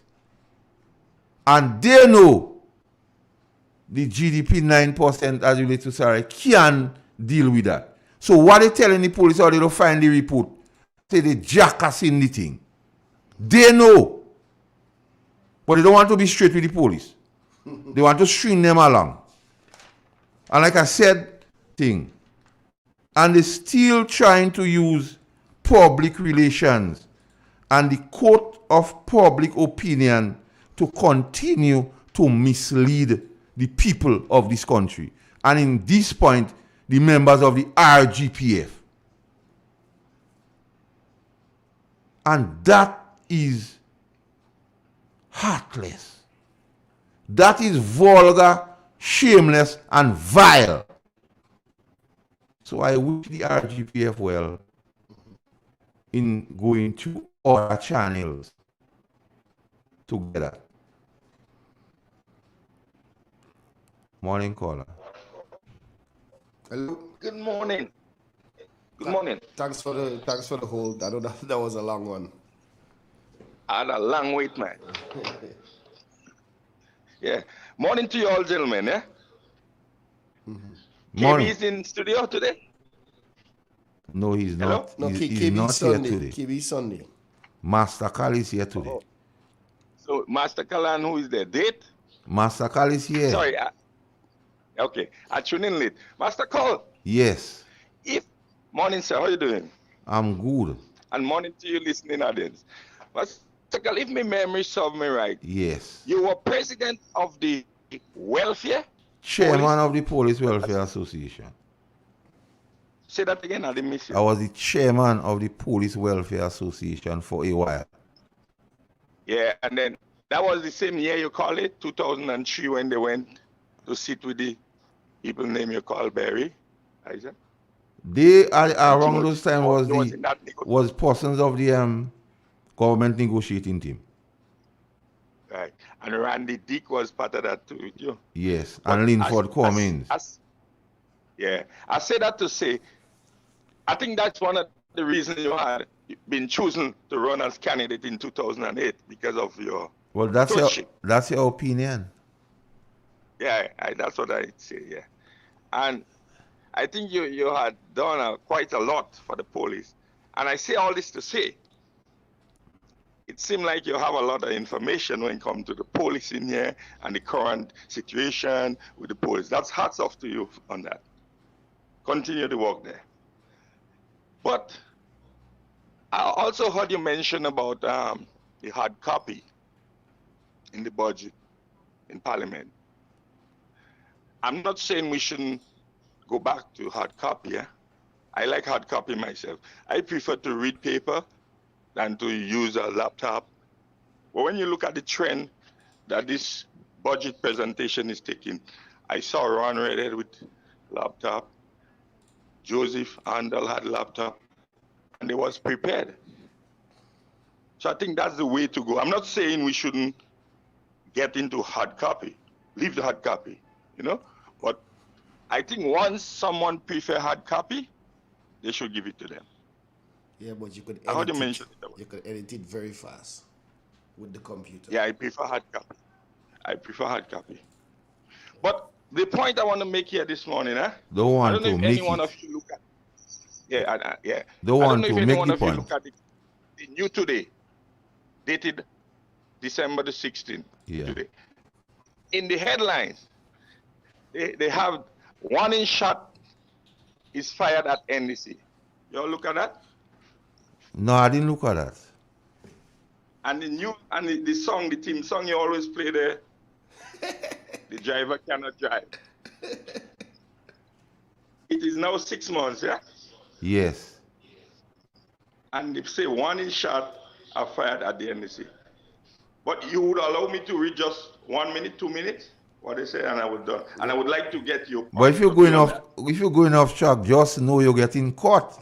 No. So go on. So be guided. I read it from the newspaper. Sorry. Huh? Go on, be guided. And I don't want to divert your program this No, morning. man, you can't do that. You're not enough to divert me.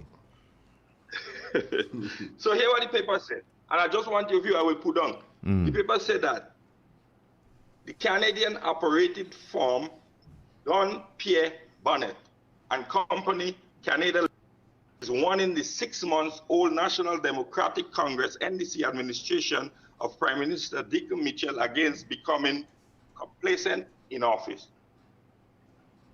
In its latest finding made available to the New Today, the consultant group headed by Justin Pierre, who is originally from the St. George's Northwest constituency, urged the NDC to take advantage of the current situation in the country as the defeated New National Party NNP is in the June general election is virtually without a leader.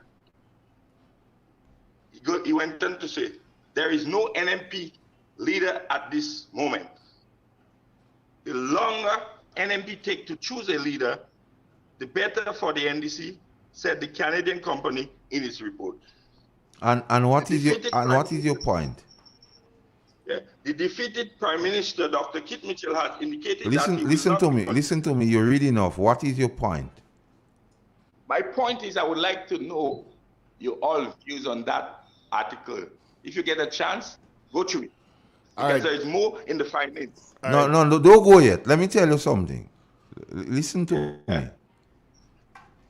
The document or the foundation or the source you're reading from, Carl Keaton, had experience with that same outlet. And what they wrote about me was even foreign to me. I didn't know that about myself. So I don't give that people no credence. No credence. Because what they wrote about me, even I didn't know that about me. So I don't give them no credence. They could be doing other people that too. So I don't join in them in doing other people that. Secondly, you talk about hard copy. When you are hard copy, you can go and edit hard copy, you know. But you could edit the computer copy. But those on the computer, you could take out and put what you want and say no, that's already. So when the leader of His Majesty's opposition asks for hard copy, no. Because this present administration have a way of changing and saying no that they say.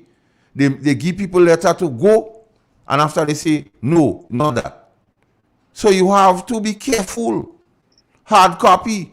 And you know because you heard a lot about the transcript. And they say he didn't have a hard copy. So if he didn't have a hard copy, we didn't have to a man in working out just so. So hard copy is important. He does always come with hard copy matters. Carla. Hard copy matters.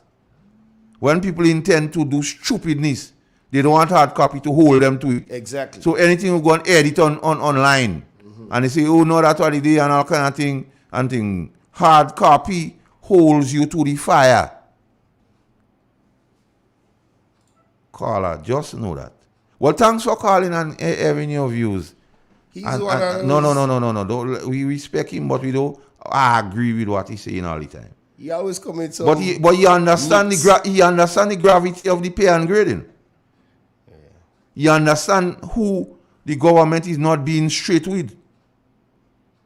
Because you have a lot of things conspiring there. One, They don't intend to do that for the police. That was just a promise in election. 2, they know the implication on the same best budget. That's why they don't address it in the best budget. And you hear they say by other channels. And 3, they know 9% of GDP is already pressing. So they can't do it. And 4, that is why they are offering 2% in 2024 and 2% in 2025. It comes back to the growth of the economy, as in the budget, 3.5. All right, time check. So they know. Time check for you not to cut you. 1 minute past 9 o'clock. We have the news to play next. So we go take a break and come back. All right, Igwe?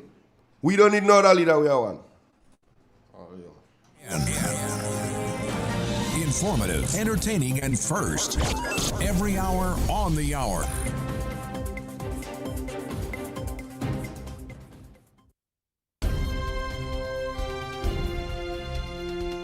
This is the latest news update produced by Triple N.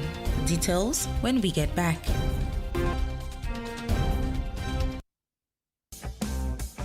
M&M Hardware Limited, Hope St. Andrew and Dusty Highway St. George. Shop conveniently for all your building materials including plumbing, electrical, lumber, cement, steel and much more. We manufacture roofing sheets available in 11 colors, aluminum windows, doors, insect screens and hurricane shutters. Installation services are available for all our manufactured products. Our opening hours are Monday to Friday 8 a.m. to 4 p.m., Saturdays 8 a.m. to 3 p.m. M&M Hardware Limited. Come on in and experience our affordable prices, or call us 444-6757 or 440-6757 Dusty Highway. Email us at info@mahonhardware.com or mnmdusty@mahonhardware.com. M&M Hardware, foundation to roof. Let's build together.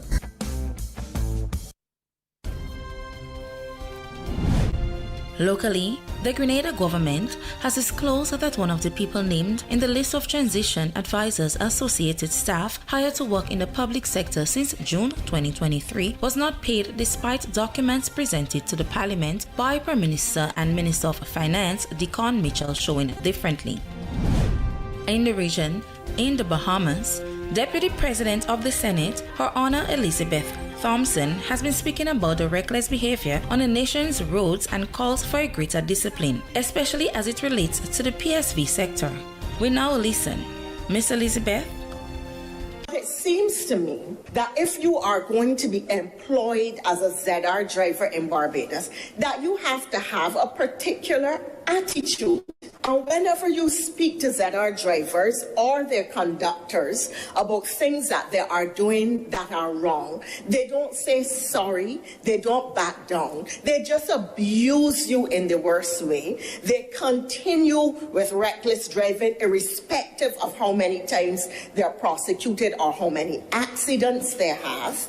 And there is a culture that has settled in, which I don't think speaks well of Barbados and is a risk to road users. Thank you, CBC News Source. Around the globe, the European Central Bank, ECB, has raised interest rates again. But by less than 2 most recent hikes, the main rate has increased by 0.5 percentage points to 2.5%. We get more in this report. The main rate has increased by 0.5 percentage points to 2.5%. But with the Eurozone still gripped by soaring inflation, the bank is warning that further hikes are inevitable. Interest rates will still have to rise significantly at a steady pace to reach levels that are sufficiently restrictive to ensure a timely return of inflation to our 2% medium-term target. Keeping interest rates at restrictive levels will over time reduce inflation by dampening demand.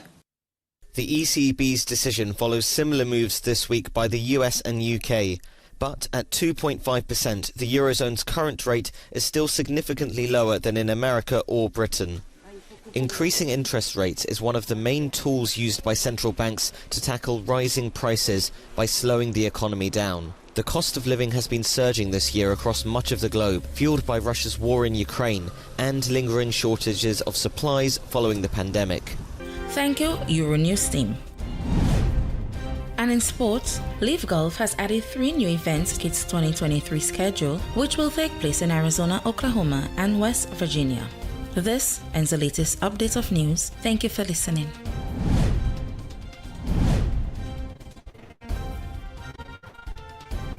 Triple N.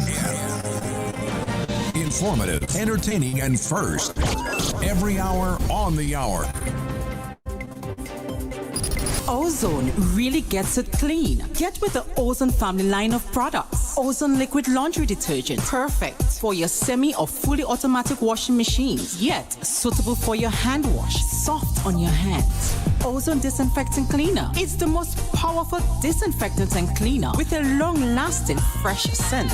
Tackles every job around the house or office. Ozone detergent powder and ultra soft fabric softener gets your clothes clean with a natural freshness. Keeps your colors bright. Choose from the wonderful scents: soft flower, ocean breeze, and the new aloe vera. Keep your kitchen sparkling clean with the Ozone dishwashing liquid, Ozone sponges, and cleaning cloth. Ozone toilet bowl cleaner removes lime scale and kills germs while giving your toilet a refreshing scent. Ozone really gets it clean. Marketed and distributed by Calico, Frequente St. George's, and are available at shops and supermarkets nationwide.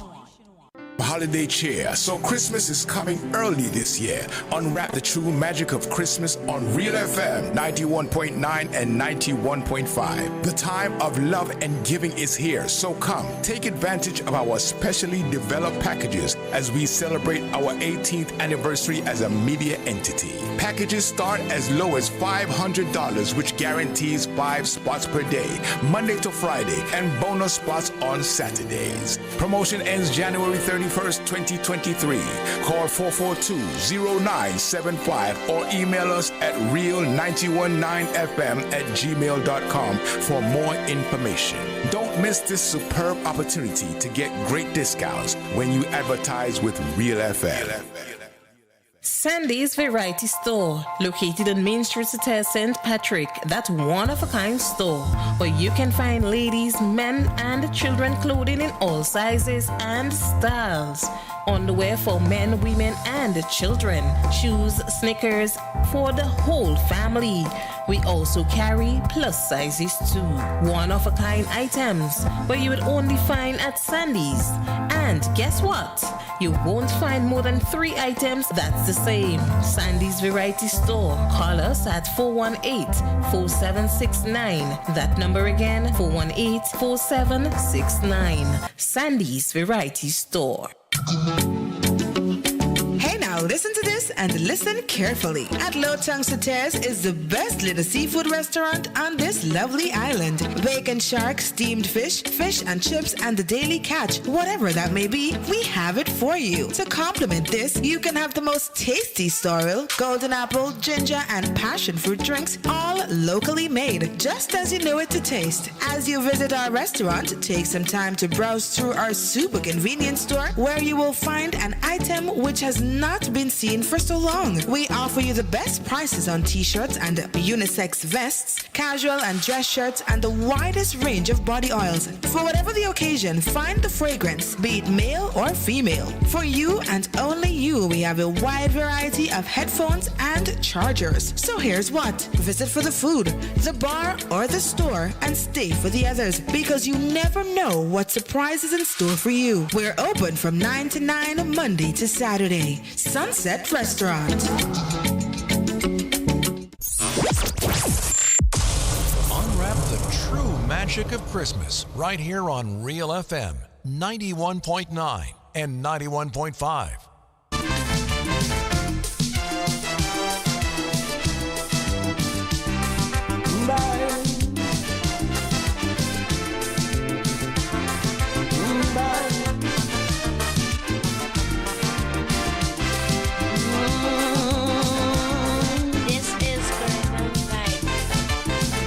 You asking me what is wrong with Trinidad? You can't understand why things go on so bad. You find we so rich in human resources, and yet the country going to pieces. Well, let me tell you, my friend, where we went wrong. After Eric Williams' old car breakdown, called in an AR. We ordered an X-car and installed a new driver. With 33 passengers from the party, we gave him a maxi taxi, fitted with mag wheels, tape deck, computer, air conditioned 8-cylinder. With posh new fittings, this maxi car arrived. Let's start to swerve and nosedive. It took a year for passengers to realize the new driver cannot drive. Holy Willie Gui. Yes, folks, we back. And to those persons who listening, the pay and grade is an exercise done in the public service, where most time you call in a consultant who has experience in doing that. During my time was KPMG. Is a consultancy firm who does the exercise. I think now the one that did the last one was Ernst & Young. And that was triggered by the same New National Party. Now, in the public service, you have different salary scales from A, I think, to L. So what a pay and grade does, it attaches the higher the salary scale, it attaches more importance to the worker. Like, for example, the permanent secretaries and so on, usually in the higher scale, because of the importance they attach to that position, not the person, the position and the amount of salary paid to the person. So when the consultants comes in and do the pay and grade exercise, they take all that into consideration, the importance of the job, the impact of the post and everything, and they attach a salary scale to that person. Now, what happened in 1995, that exercise was done, and most times the report come out, they send it to all persons who were part of the pay and grade, and then those persons would go through that particular report, and if they are not satisfied, they would write back and say, we're not satisfied because of X, Y, and Z. We feel you did not grade us fairly here, or we feel you did not attach the right salary to the importance of how you grade us. In 1995, unfortunately, the police never returned or wrote back to the thing. And we have to bear in mind, in those times, the police didn't really so negotiate for themselves. They so accept what the public service get in terms of salary increases and so. So that exercise was done in 1995.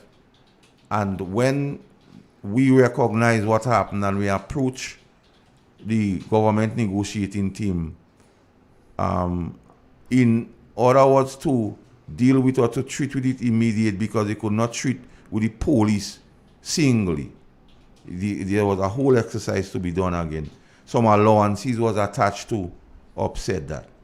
Do you get it now? So, you get it now? You understand? So you send me a WhatsApp? I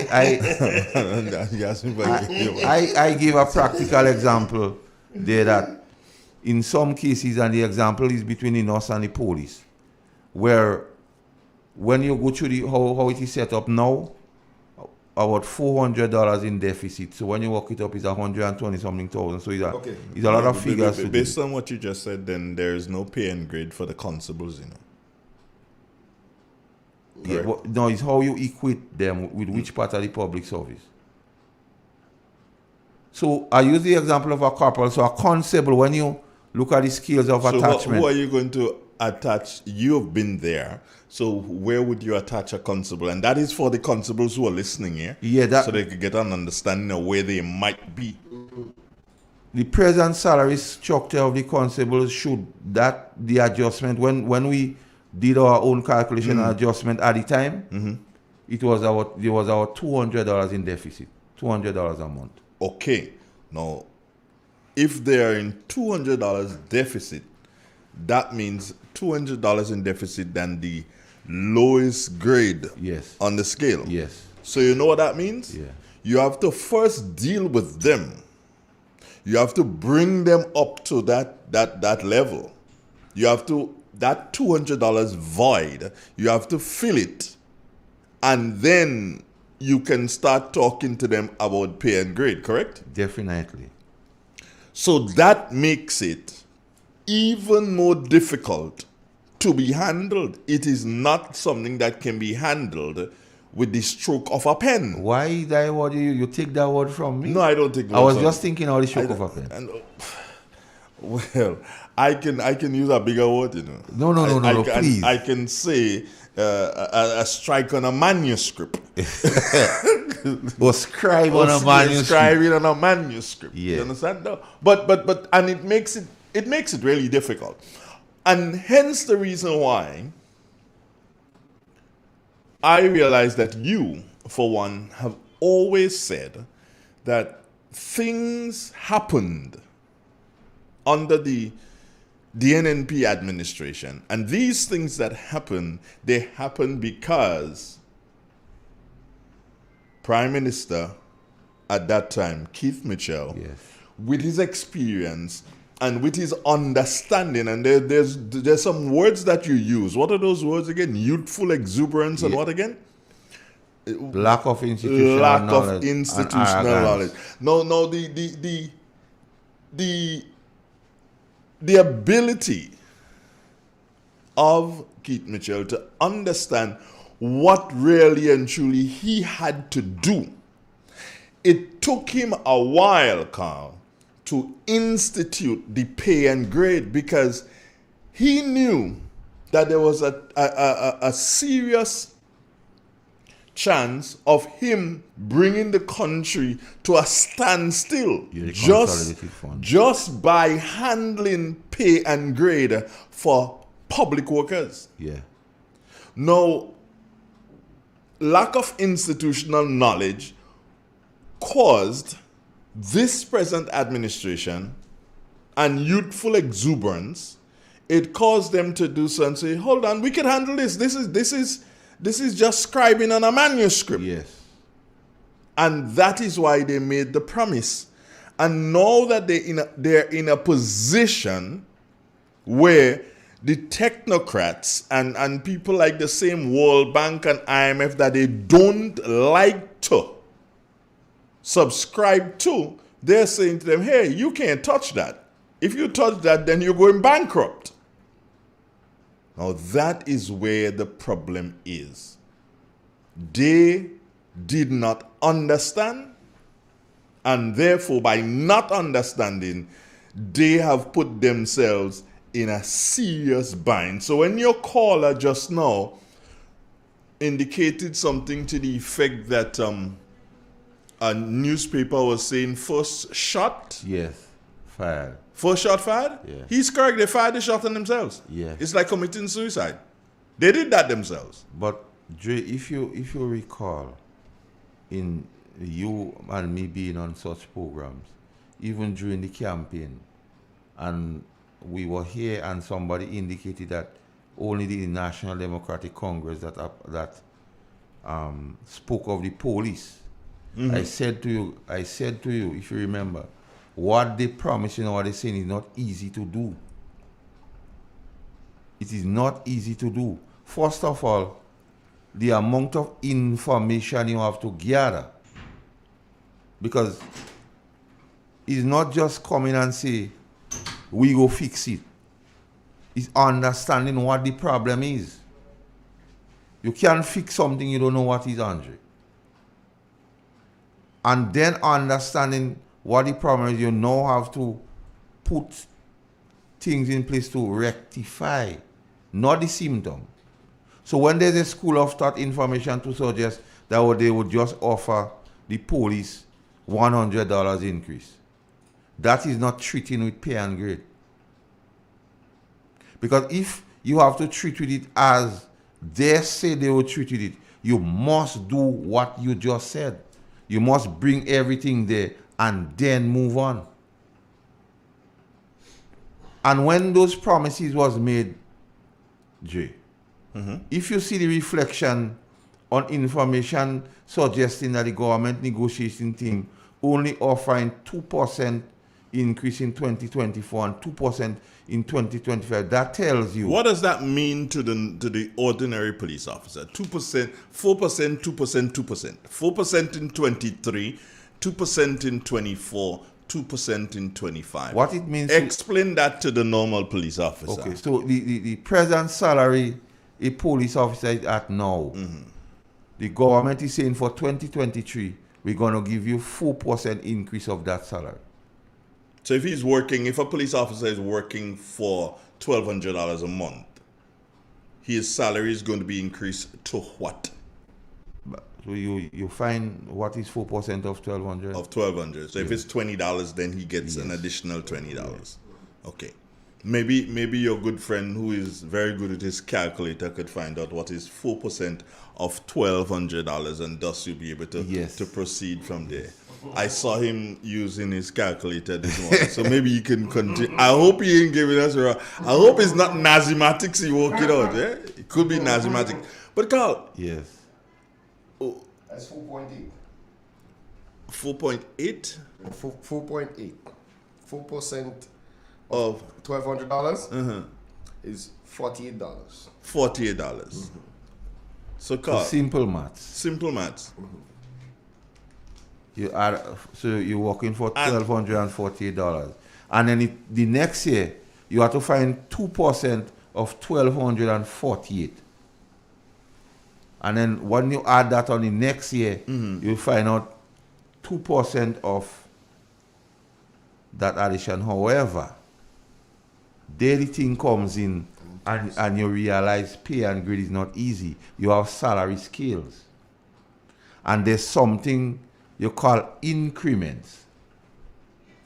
And when you move from one bar on the salary scale to the other one, is our the equivalent of $138. I am convinced that you're here to embarrass Gates and myself this morning, because you hold on, don't think. Because you've been the chairman of this thing, Gates, and he knows all the things. He's just trying to embarrass both of us and give us all kind of. Big Andre. But but I get a picture of where you're coming from, and in a nutshell, what it tells us, Carl, is the government is not in a position to make good on those promises. However, what they've done, and Grenadians need to understand this, what they've done, what you might call a very smart move. You spoke about it earlier on. They already went to Parliament and asked for permission to borrow how much? $350 million. Right. Now, they don't need that $350 million all at once. No. So, in order to prevent themselves from going back to Parliament, and the chance of going back to Parliament and not having that passed, do you understand? Yeah. They've done it once. So they don't have to go back to Parliament. Remember, Nazim had to go back to Parliament to get money, and he did not get it passed? Yes. They are not taking that chance. It could be considered a good move, but it is a very unwise move, because you have taken that permission already from Parliament to borrow this. So irrespective of your ability to pay back, 3 months down the road, 4 months down the road, you can still go and borrow, because Parliament has already given you the approval to borrow. So you can say it's a tactical move, but you can say it's a very irresponsible move by this present administration. And what would happen, Dre, at the end of next year and the next budget cycle? All that will come to fruition, and then we will recognize if it was the best budget. Because even if you have the ability to borrow and you borrow, that means you have to pay back. So that is debt. Of course. And servicing the debt would have implication if you do service it by financial institutions dealing with you. You can't just as a country willy-nilly just run up debt, you know, Dre. Not because you have you get the approval to borrow. You can just borrowing out of time in it. Yeah, but another thing that needs to be addressed here, Carl, and it goes back to the pension. And how many people got paid with a pension? Not based on the figures that you've uncovered. Well, the first chance was 300, I think. 300 people. And they say you had some more to address. Right. Do you realize that the whole talk about people getting paid from pension or by the pension, getting the retroactive, which is what they got. Yeah. Do you realize that whole conversation has stopped? Because you don't get the traction. No. They have gotten to a position that they can't pay anymore. Cash. And when Dr. Mitchell talk about cash flow. So their cash flow. There's a man who used to take out pictures and he used to do upholstery in High Street. They used to call him Mr. John. John. Yeah, that is Pesci's father. I don't know Pesci's father. Right. Now, he had a word he used with Robert White. And he would say, if it was raining, and you'd say, boy, Robert boy, the rain has come to a cease, which means that the rain has come to a stop. And that is what it is, Carl. The money has come to a cease, just like your producer has indicated. This portion of the talk has come to a cease because he wants a commercial break. We'll be back, folks. Time check for you, 9:30.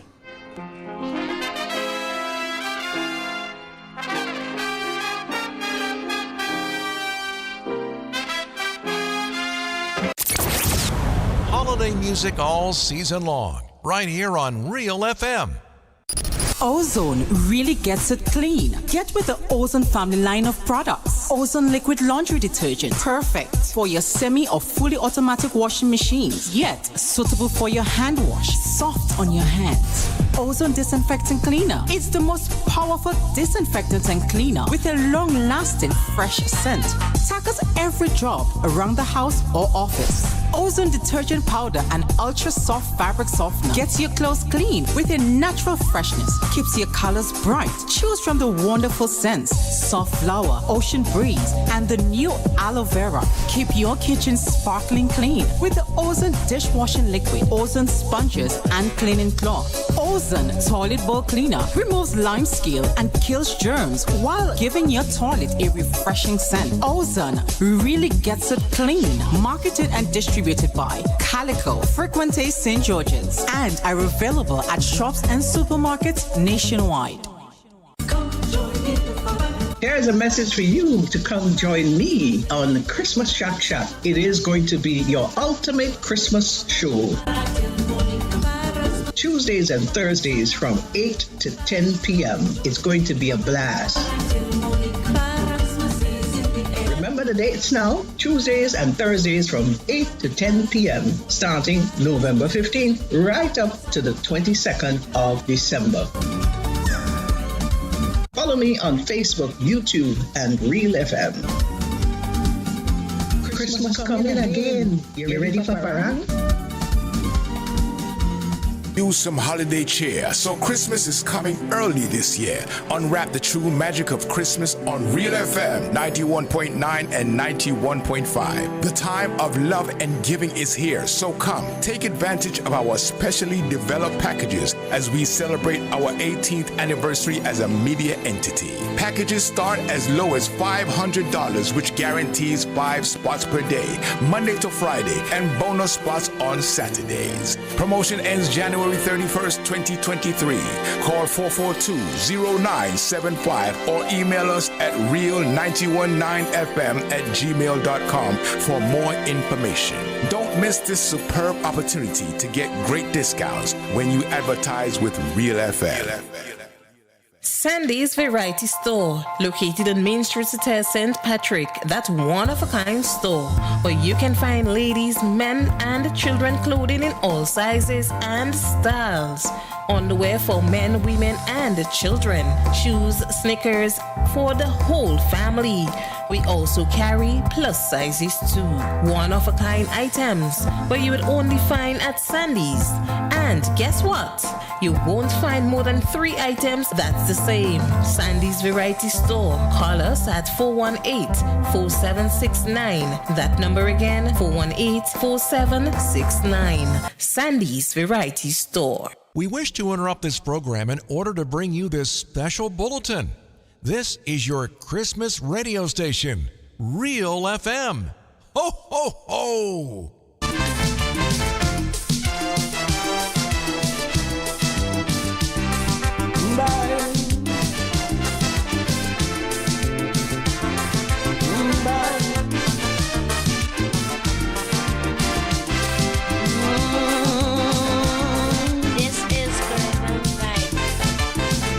You asking me what is wrong with Trinidad?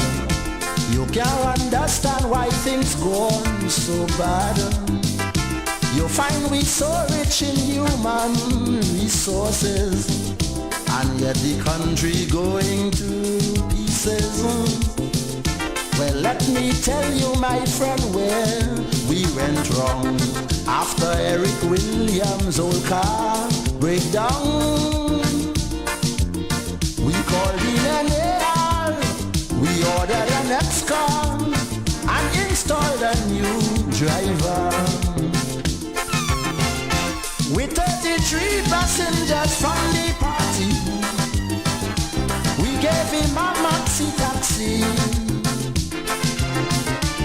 fitted with my wheels, tape deck, computer, air conditioned 8-cylinder. With posh new fittings, this maxi car arrived. Then it started to swerve and nosedive. It took a year for passengers to realize. They say the new driver cannot drive. Yes, folks, and we're back on the inside. Good morning again, Mr. Donald. What's up? I'm good. I know.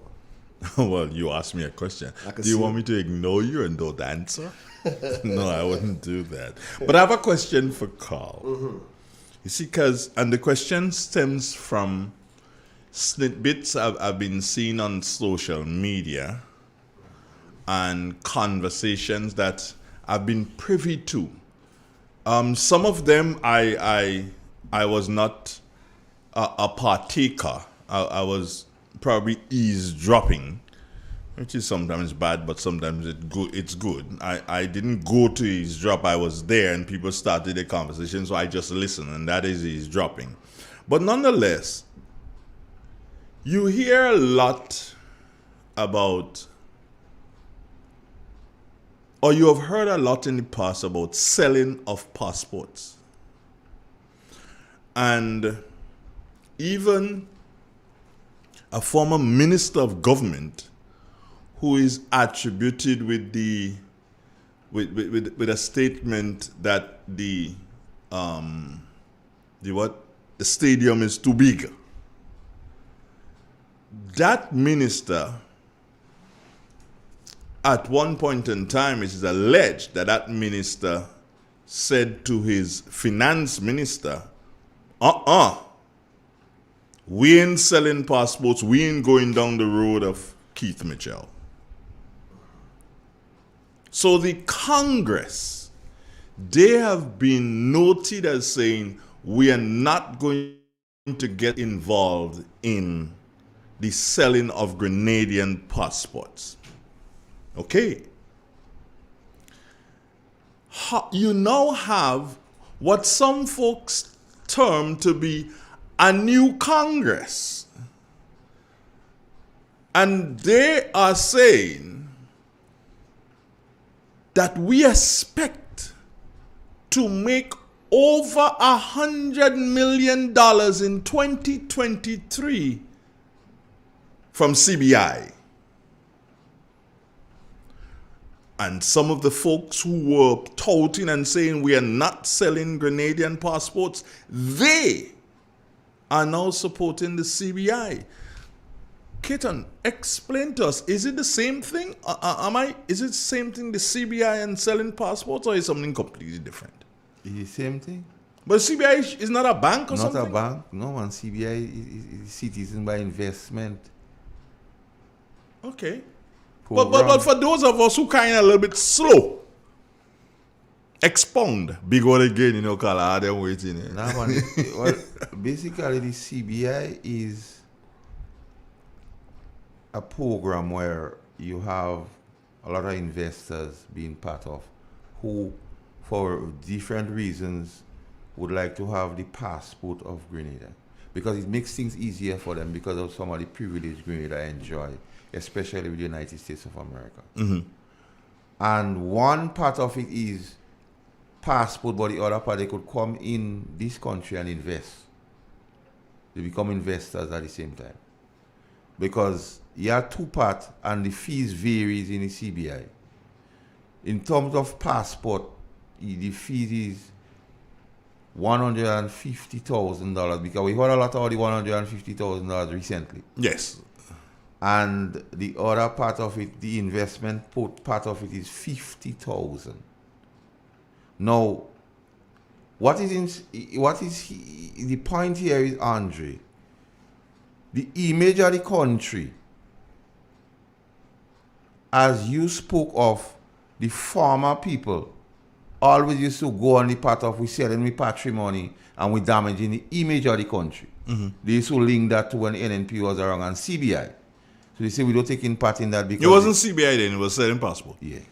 so, yeah. But what is instructive to note, no politician from the New National Party never go in public forum and give details as to person's personal business on the CBI.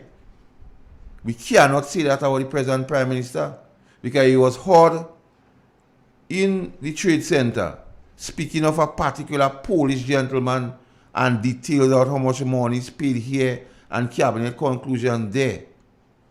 So the whole image of Grenada, the Prime Minister is doing his best to soil it, in my view. Because if you could go in a public forum and speak private things of the CBI, that is not inspiring confidence to nobody. You say Grenada is more sound like a banana republic. Because if the Prime Minister were doing nothing, not somebody else, so the Prime Minister could treat with or deal with him in a dream.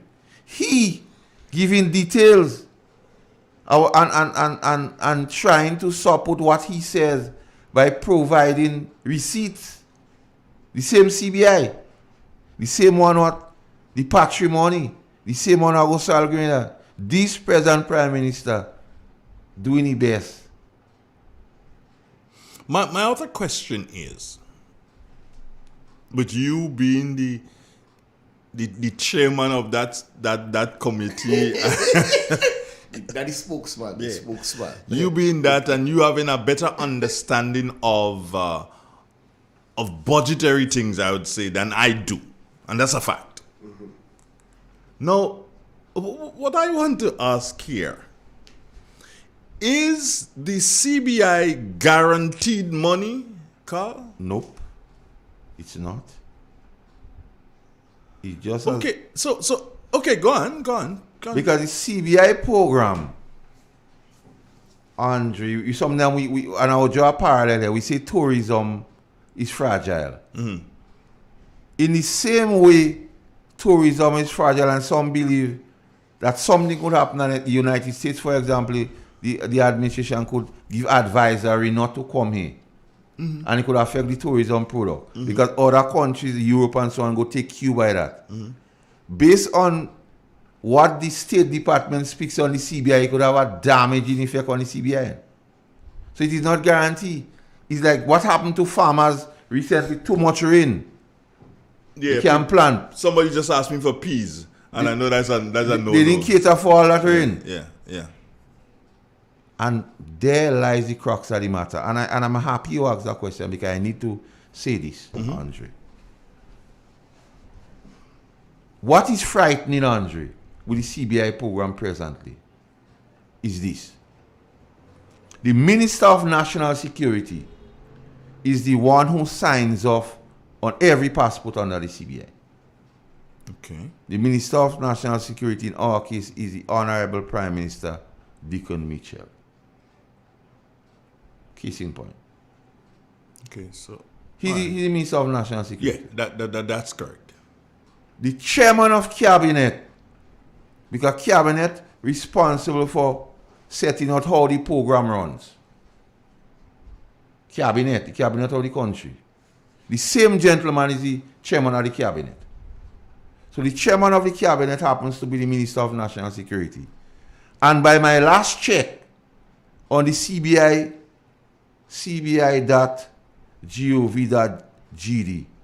he, the Chairman of the Cabinet and the Minister of National Security, and Mr. Dennis Cornwall. Yeah, Dennis is a minister. Yes. Yeah. The Honorable Dennis Cornwall. And you remember that same meeting in the Trade Center when a particular question was posed to the Honorable Ron and a gentleman answered a question?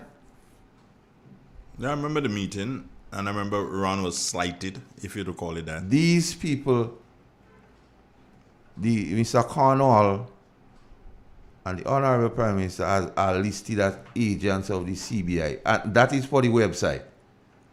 And no information has come after saying when they enter into government, they recuse themselves. So I'm going based on information on the website. Your producer just indicated to us that we have a call. Hello. Good morning. Morning. Hello. Yes, go ahead. Go ahead, we're hearing you. This is why I didn't call you. Now, I have been in politics a lot of years, about 40-something years, and I want to find out something. Normally, we used to go on platform to the swing of the crowd. So maybe the crowd, you watch the reaction of the crowd, and you might say something what mightn't be reality. But after you get through, you think you could run a country on lies?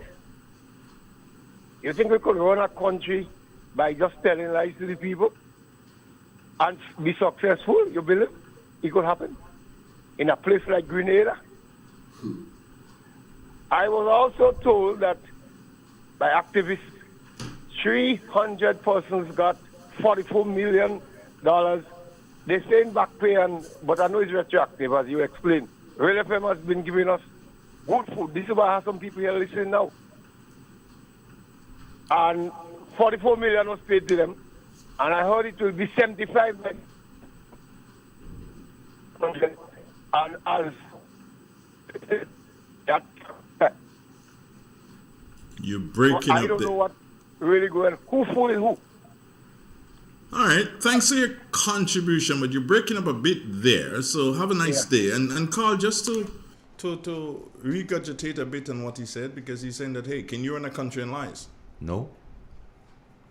A place like Grenada, never run it with lies. No, you'll be found out.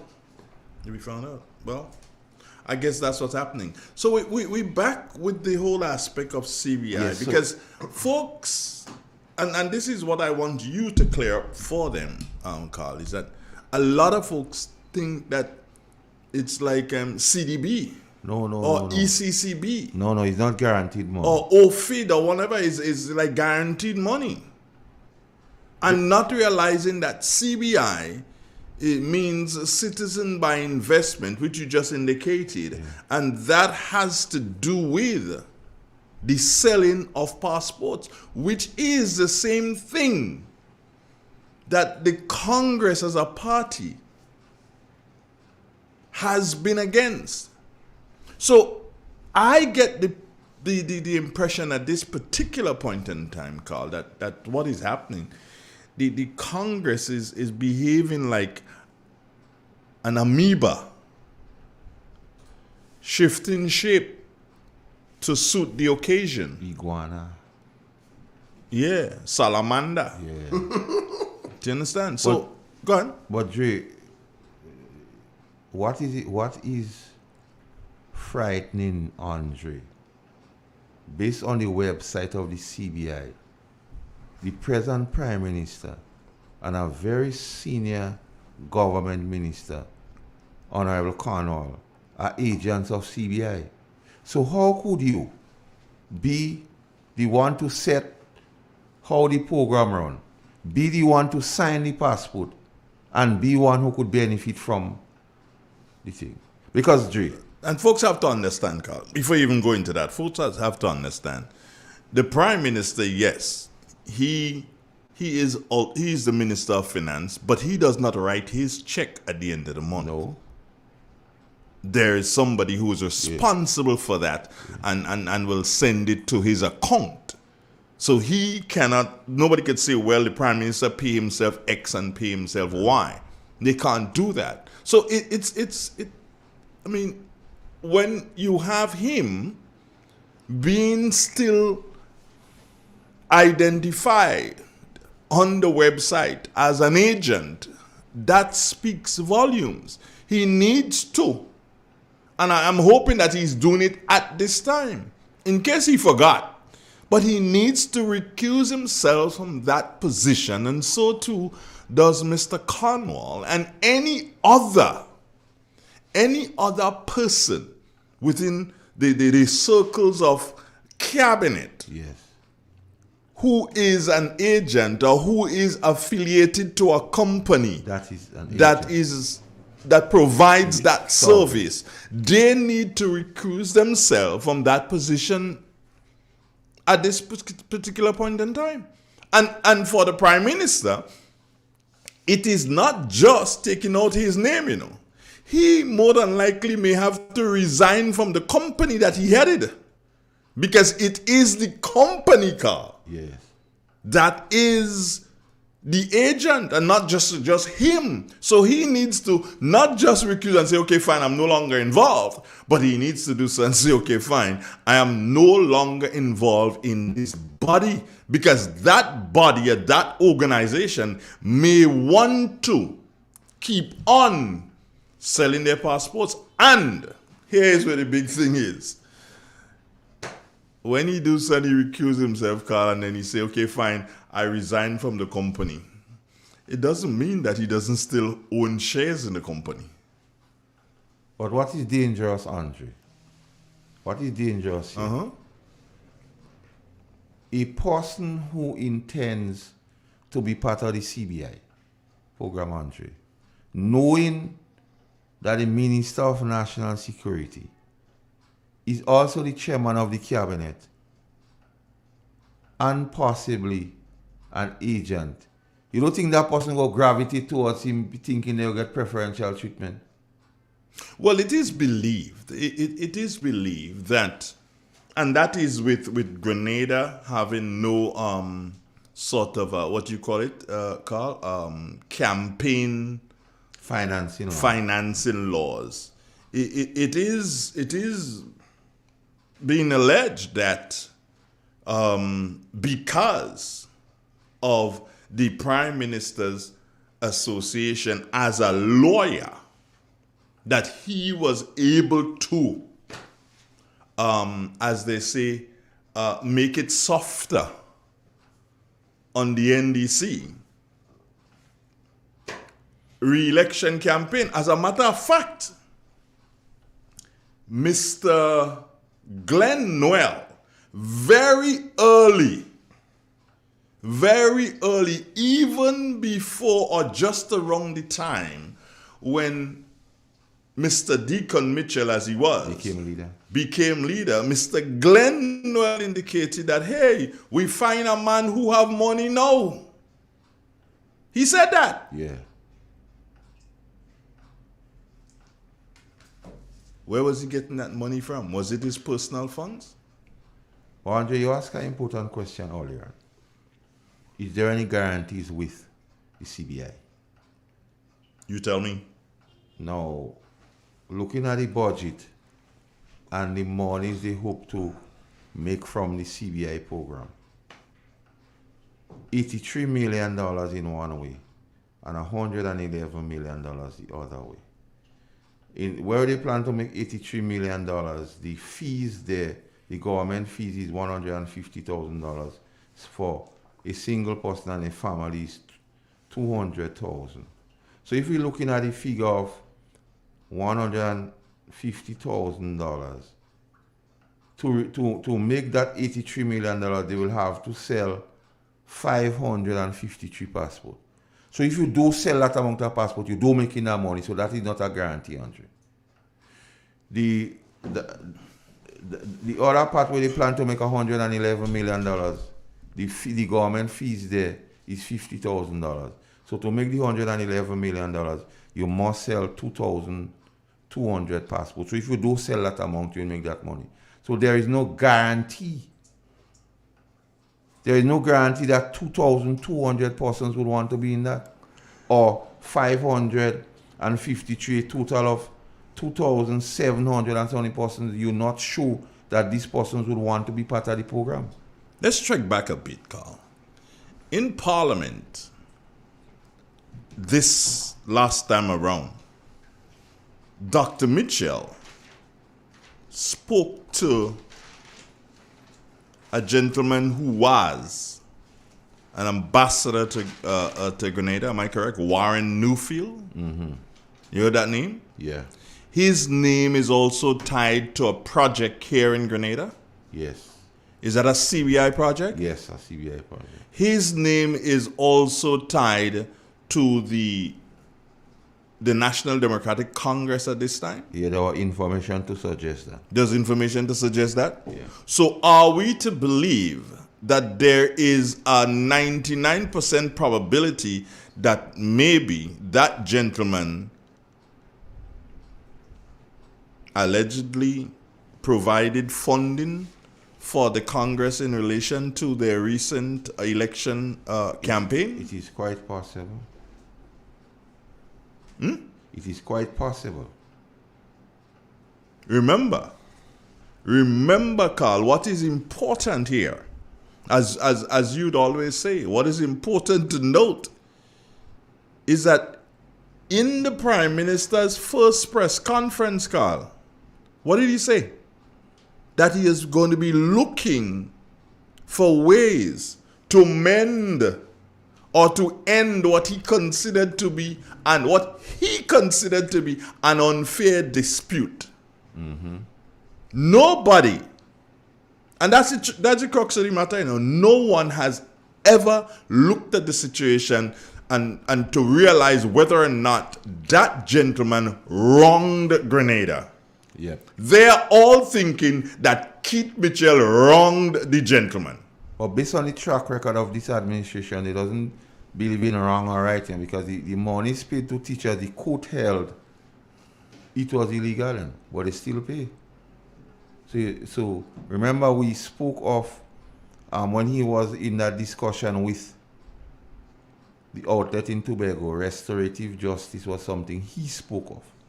And restorative justice means to give back what you think somebody wasn't given by his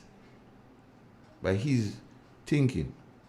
So when you look at a lot of things with but and then you also go back to Carl, which was said in the budget, and we're doing it present day things. Yeah. This was said in the budget that we will be looking at disposal of assets. But Andre, you're reading my notes. No, I ain't reading your notes. I can't see that far. I can't see wrong corner. Andre. Disposable assets Page was 40. going to be one of the ways of raising money for Grenada. Now, what are the assets? Let's look at it, Carl, and look at what are the assets that we have. National Stadium, we have that. Just before you go there, let's do justice to what? The Prime Minister.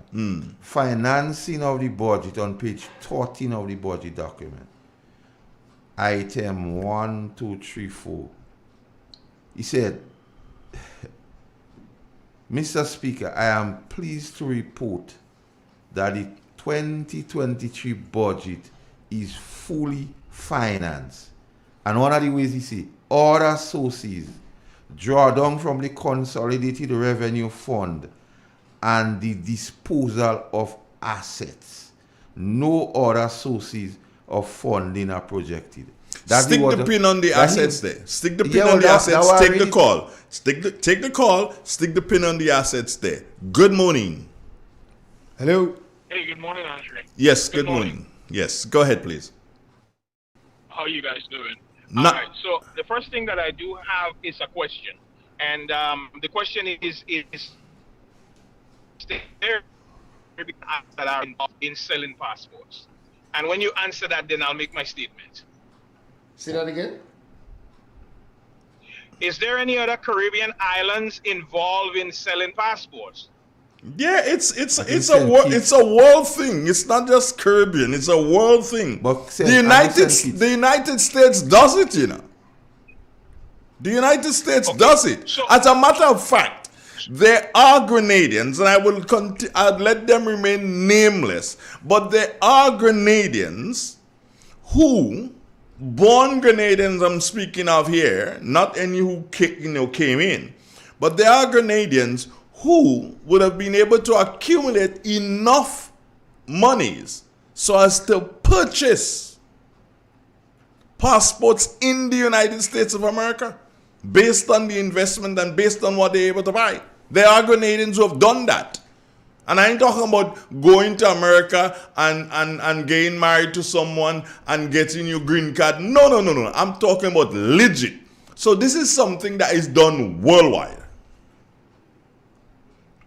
Okay, so the question, not the question, but the statement that I have is, if Andre, if I make a pledge to you of $1 million to the radio station, and I make a pledge now. Remember that it's a pledge. Are you doing that? Then once I make the pledge, then you decide to go out and buy 4 transmitters that's equal to $1 million the next day. You have not yet received the money, but yet still you're going and spend the money that you have not received.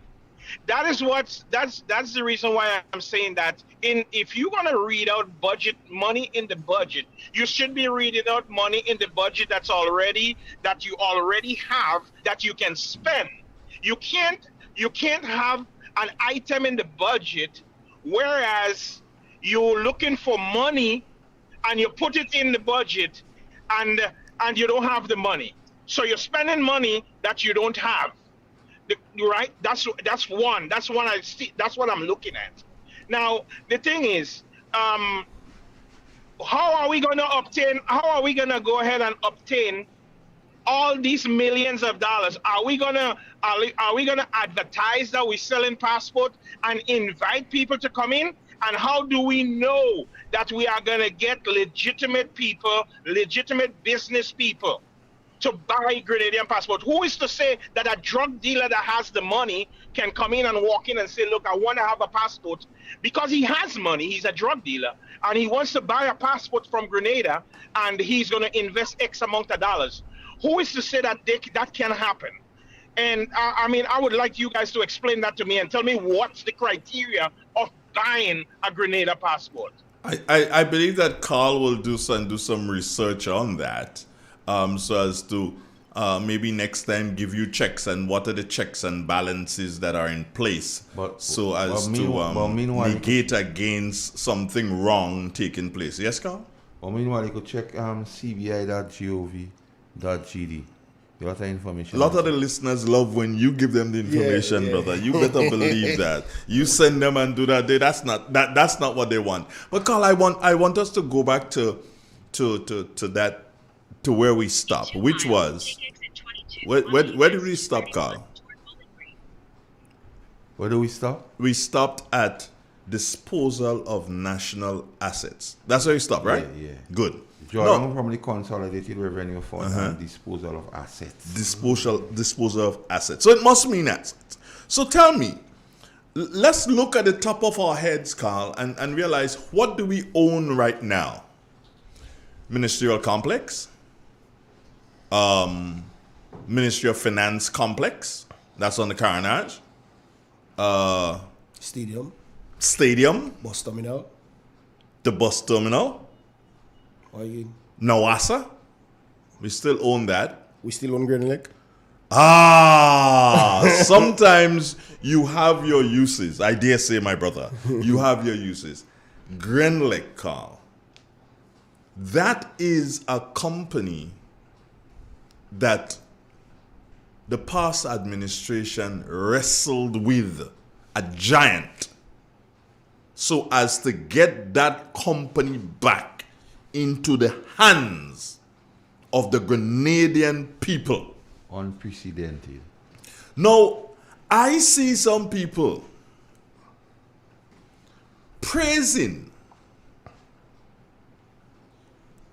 the Prime Minister of Grenada and all his photo ops he's been having with the Cuban president and other people who believe in nationalism. And Nicaraguan president. Yeah, people who believe in nationalism, Carl.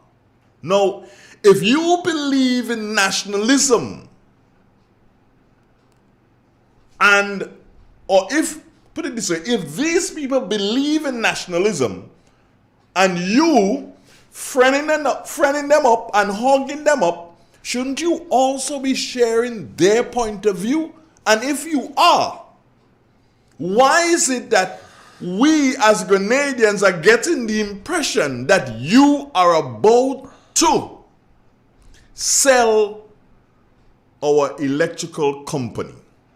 And if you do, because we paid how much for it? Does anybody know how much we paid for it? But let us say we paid $10 for it.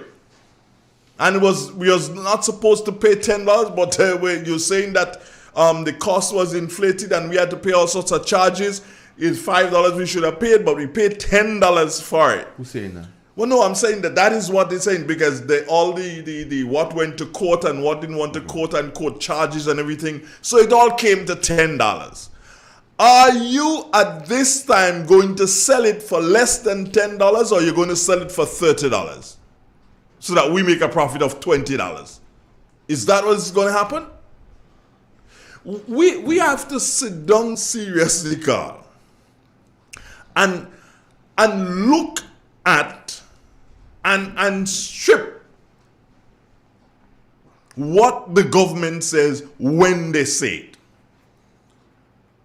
Still with the CBI, you have Google on the device you have in front of you? Mm-hmm. Can you Google the name Daisy Andall for me? Daisy-Andall. Can you Google that for me, please, Carl? Yes. But I want you to read what you see. Daisy Andall. Daisy Andall is supposed to be a lawyer, a Grenadian lawyer at that. Mm-hmm. She's supposed to be a Grenadian lawyer. She is not supposed to be. She is a Grenadian lawyer. She's also the chairman, I believe, of the CBI. Or she's a director. Which is it? I'm not finding nothing on that. You not find anything in Google on Daisy Andall? Daisy-Andall? Mm-hmm. Nothing? I'm getting ice cream and thing. What's that?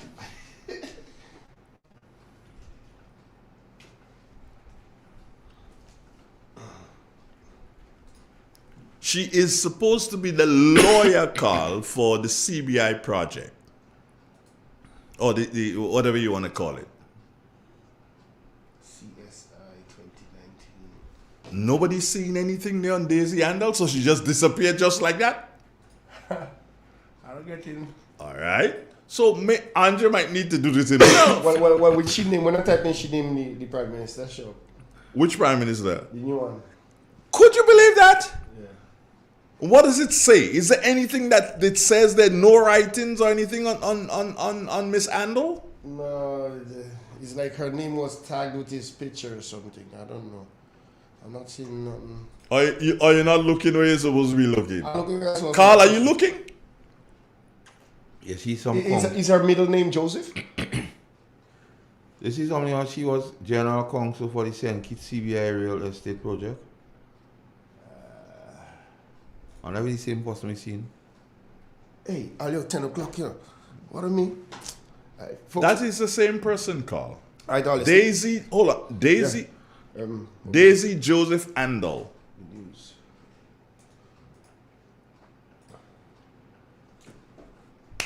You said stop, so I stopped. Right. I'm making sure you stop.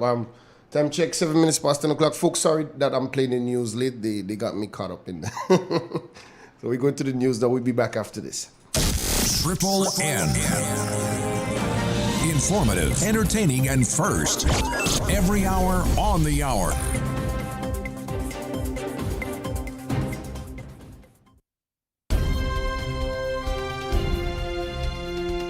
This is the latest news update produced by Triple N. Details when we get back.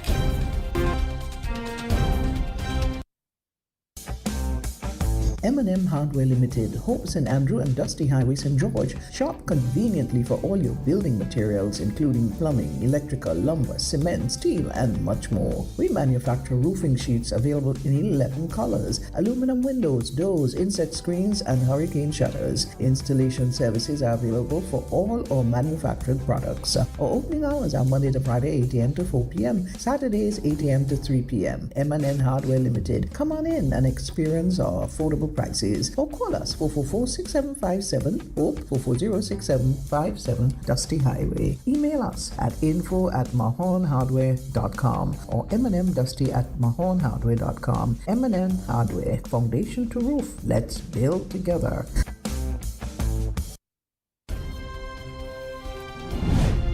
Locally, the Grenada government has disclosed that one of the people named in the list of transition advisors associated staff hired to work in the public sector since June 2023 was not paid despite documents presented to the Parliament by Prime Minister and Minister of Finance Deacon Mitchell showing differently. In the region, in the Bahamas, Deputy President of the Senate, Her Honor Elizabeth Thompson, has been speaking about the reckless behavior on the nation's roads and calls for a greater discipline, especially as it relates to the PSV sector. We now listen. Ms. Elizabeth? It seems to me that if you are going to be employed as a ZR driver in Barbados, that you have to have a particular attitude. And whenever you speak to ZR drivers or their conductors about things that they are doing that are wrong, they don't say sorry, they don't back down, they just abuse you in the worst way. They continue with reckless driving irrespective of how many times they're prosecuted or how many accidents they have. And there is a culture that has settled in, which I don't think speaks well of Barbados and is a risk to road users. Thank you, CBC News Source.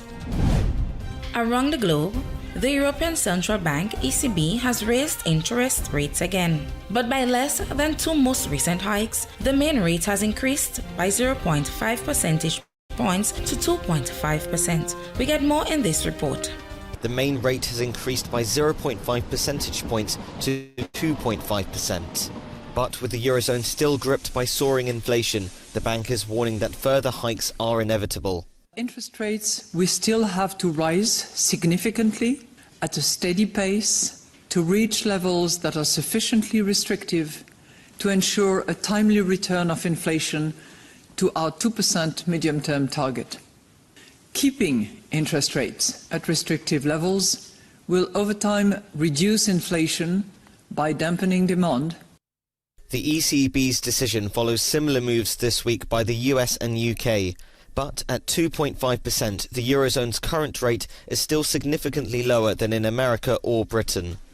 Increasing interest rates is one of the main tools used by central banks to tackle rising prices by slowing the economy down. The cost of living has been surging this year across much of the globe, fueled by Russia's war in Ukraine and lingering shortages of supplies following the pandemic. Thank you, Euronews team. And in sports, Live Golf has added 3 new events to its 2023 schedule, which will take place in Arizona, Oklahoma, and West Virginia. This ends the latest update of news. Thank you for listening.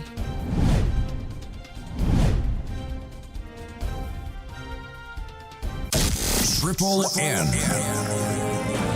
Informative, entertaining, and first. Every hour on the hour.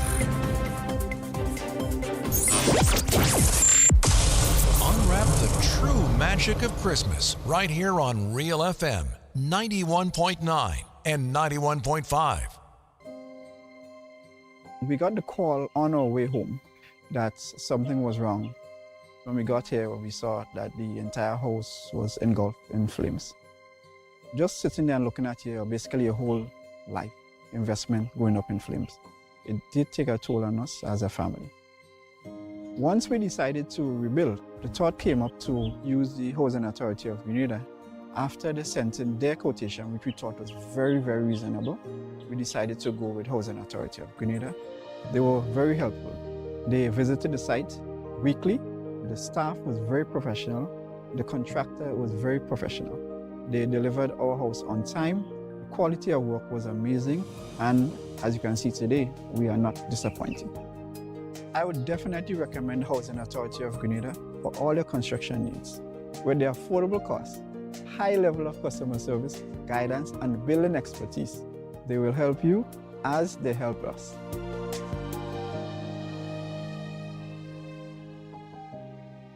Cardi is available for technical advice to farmers and other agricultural personnel. You can reach us in the office at 443-5459 or on our cell at 420-1396. Our office is located at Wester Hall in St. David's for all your conveniences. Drop-ins are also welcomed.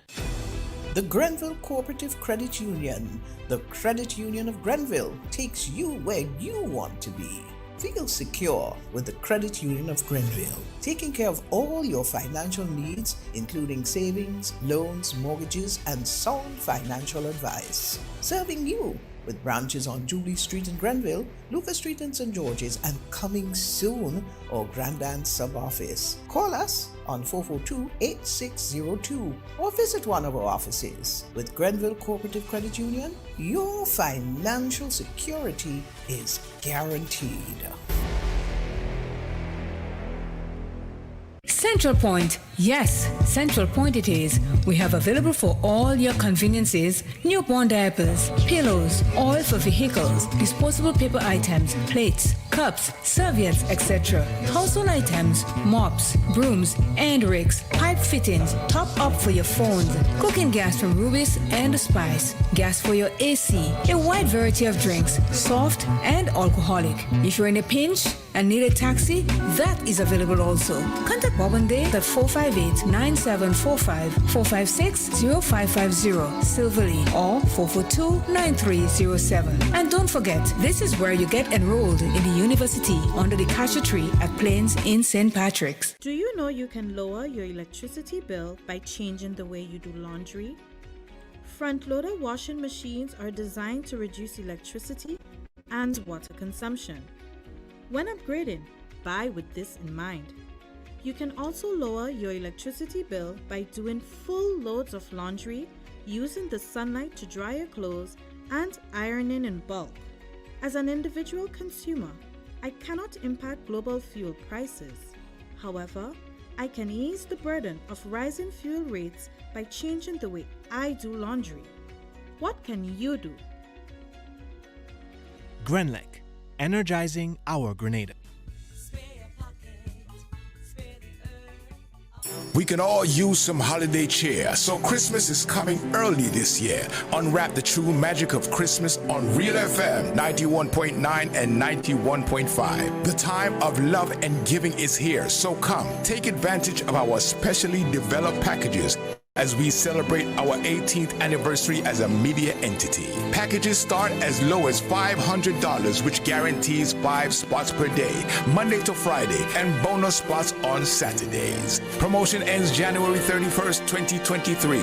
Call 442-0975 or email us at real919fm@gmail.com for more information. Don't miss this superb opportunity to get great discounts when you advertise with Real FM. We wish to interrupt this program in order to bring you this special bulletin. This is your Christmas radio station, Real FM. Ho, ho, ho!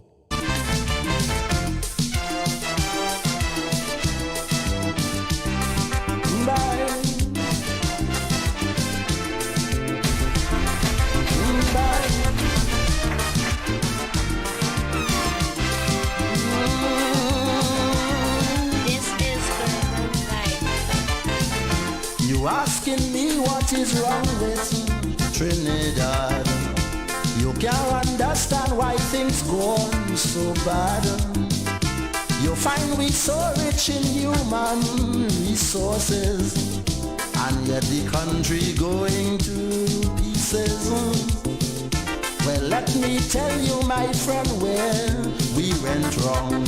After Eric Williams' old car breakdown, we called in an AR, we ordered an X-Con and installed a new driver. With 33 passengers from the party, we gave him a maxi taxi, fitted with mag wheels, tape deck, computer, air conditioned 8-cylinder. With posh new fittings, this maxi car arrived. Then it started to swerve and nosedive. It took a year for passengers to realize. They say the new driver, Holy Willie Gui. Grab the wheel now, man. Yes, man. Trey. Yeah. You was on a point there before we went to the news. With Hazard. Well, the thing about what is noteworthy about Hazard, yeah? Daisy Hazard or Daisy? Daisy Joseph Hazard, which means that her maiden surname would be Joseph, and she would have been married to a Hazard, into the Hazard family. I don't know if it's a local or, one of our close neighbors. In any event, Daisy Hazard, brilliant lawyer. You can't take that away from her. However, when the Prime Minister of Grenada named her as the lawyer... Daisy Andal, yeah. Now, when the Prime Minister of Grenada named her as the lawyer for the CBI project, she was and still is, based on information that I've received. I don't know if it was changed yesterday or last week. Information suggests that she was and still is the lawyer for the people at Kawana Bay. Kawana Bay project is the project that is headed by the former Grenadian ambassador Warren Newfield. Yes. So, as you say, follow the money, Carl. Yes. And how could, and on what premise did the Prime Minister make someone a lawyer for him with the knowledge that that person was a lawyer for the next side also? Lawyer and advisor for the next side. Yeah. That doesn't make any sense. However, when challenged with the question at a press conference, the Prime Minister said words to the effect that Grenada is a small place, man, and you will always have things like nepotism happening. And let's still again stay with the howevers. When there were people who were close to Dr. Mitchell, could have done the work, and Dr. Mitchell would have put checks and balances in place and allow the person to go forward, nepotism, everybody jump up. Do you understand? But the Prime Minister, has admitted to the fact that Grenada is a small place. And nepotism is allowed. That does happen. And nobody says anything. Everybody just goes silent. Because he's the authority. He seems to come across like he's the authority, even in justifying the $2,000 for the ministers. You realize that called corruption? Yeah. Perceived or real? But you see, again there, the ministers, and was I the ministers, the parliamentarians, what I would have done instantly there organize and go to the Governor General. Cornwall should have gone to the Governor General and say, look, I am the guy in charge now. Deacon is no longer in charge. I have 7 with me. That's 8. And why would I have done that? Because the Prime Minister said, in order to prevent corruption. Yeah, he giving them money. He giving them $2,000, you know? Yeah. I mean, come on. So are you saying, in the onset, you are saying that your guys can be corrupted? It is okay. And you're paying them not to dip their hand in the cookie jar? For it not to be seamed. Somebody say here, Dre. What? Daisy Joseph Andal is an associate of Mitchell and Company. I don't know who's Mitchell.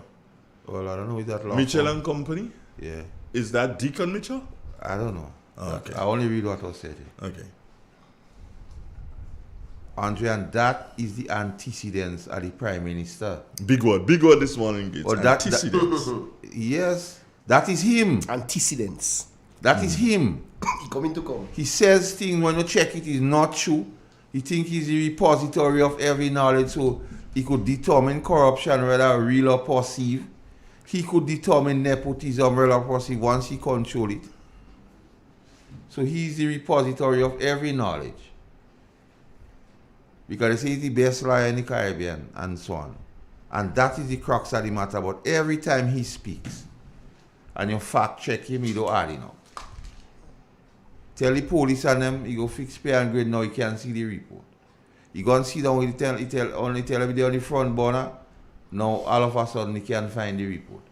But if you can't find the report, what he had to what measurement to use to tell them he go fix pay and grade for them? So if you can't find the report now, either A, you had it and you lose it, or B, you never had it. And if you have it and you lose it, Dre, that bad. And if you never see it to say you go fix it, that's ludicrous. So, Andre, we in for serious times. You know that recently the legal fraternity, they had this big thing with this clock guy where he was based on the fact that information could not have been found. Transcript. Help me here, Carl. You know the facts. What was it? Based on that. The transcript could not be found, so... And therefore, what happened? He was released. He was released. Yes. Transcript could not have been found. That was, and whether we like it or not, that happened under the NDC administration. Yes. Whether we like it or not. You could say, if you want to say, that it go missing before. We don't know that. What we know is that when it was needed, which was under the NDC administration, it could not have been found. Here's what. Coming to that caller just after I say this. Here's what, Carl. The report cannot be found. A lot of things cannot be found. That's why they don't want hard copy. Yeah. You have a caller? Yeah, we do. Hi, good morning. Hello? Hey, good morning to you guys. Good morning. Yeah, good morning. Good morning, sir. Caitlin. Yo. Good morning, guys. Good morning. What's going on, too? How is everybody, man? And Igwe. Yes, good sir. Morning. Yes, sir. Good morning again. Let me say morning to Grenada. Morning to Dr. Mitchell. Morning to the rest of the NMPI. It's all over. Everywhere, yeah. Morning to everybody. Dre and Caitlin, I wanna go back to the budget a little bit. When you talked earlier on about the Prime Minister allocating in the budget the amount of monies that he allocated from the CBI program. I can't remember the exact number, but I think it's a couple of millions that he allotted. Not a couple, man, a lot of million. Right, yeah. Okay, great. But when you look at some of the things that the Prime Minister himself is doing, I mean, I mean, there's no other way I can put it. It's just lack of professionalism. I mean, it's just unprofessional that you have somebody, the prime minister, allocating that amount of money, and then at the same time is doing things to disable the same entity that he's entrusting would make that money. And let me explain what I'm trying to say here. When you come out and air this type of things where he constantly talking about the Polish national and through the CBI program with the passport things, you're destabilizing the same entity that you're hoping to make millions of dollars from. Because if you know a thing or two about these people, they like their business to be secret. So when you keep airing it, you're driving away the rest of the potential investors, because these people don't like their business out there. So if you're dealing with one and you're already airing it out, what do you think the rest of them is gonna say? Yeah, understand. You know what? I can't deal with this guy. I can't deal with this guy because this guy talks too much. Businessmen don't like their business out there because they know that they are targets. Ask any businessman. So that's why you and Andre are friend, because maybe Andre talking too much or you talking too much. Which one? I didn't say that, guy. You say that. But I understand you. I totally understand and appreciate those statements. Yes, man. Everybody good? Yes, yeah, man. Everybody's nice. Everybody's nice. How are you? Yeah, man. I good, man. I good. They fighting up with the weather today. We getting rain and snow. Other than that, everybody good. We have a little cool and thing going on in the place. Epidemic, they call it. The COVID is back on the swing again, and then they are on the RV and another one again. So it's just kind of a little hectic. But man, that, you know, that is what you call living in America. Have a nice day. Take care of yourself. And God bless you. Take care of yourself, brethren. Yeah. All right, he's gone? Yeah, he's gone. Oh, he's gone. Okay. All right. Thank you so very much. 442-0175. Those are the digits that you can dial. You can reach us via WhatsApp, or you can reach us via the landline. Now, the interesting thing is, if you send a WhatsApp message, most of the times it will have to be the Igwe, because of how we are set up here. He will be the one who will read out what you've sent to us. So I don't know if you... did we get any messages on the... not on the WhatsApp, on the other one? No, on the... Well, I guess on the YouTube. Well, I'm getting messages on the YouTube. You get them all the time. Mitchell and Okay. Company, St. John Street, St. George's, Grenada, is a law firm of Grenada PM, Amis Thomas Mitchell. And Daisy is an associate of that law firm. God, do you realize what you just said? Well, that piece of information somebody sent here? Now, if that information is correct, then is it correct? Okay, the question begs to be asked. Was she appointed as the lawyer for the CBI project as an individual, or is she representing the law firm that she's part of? Mitchell and Company. No. So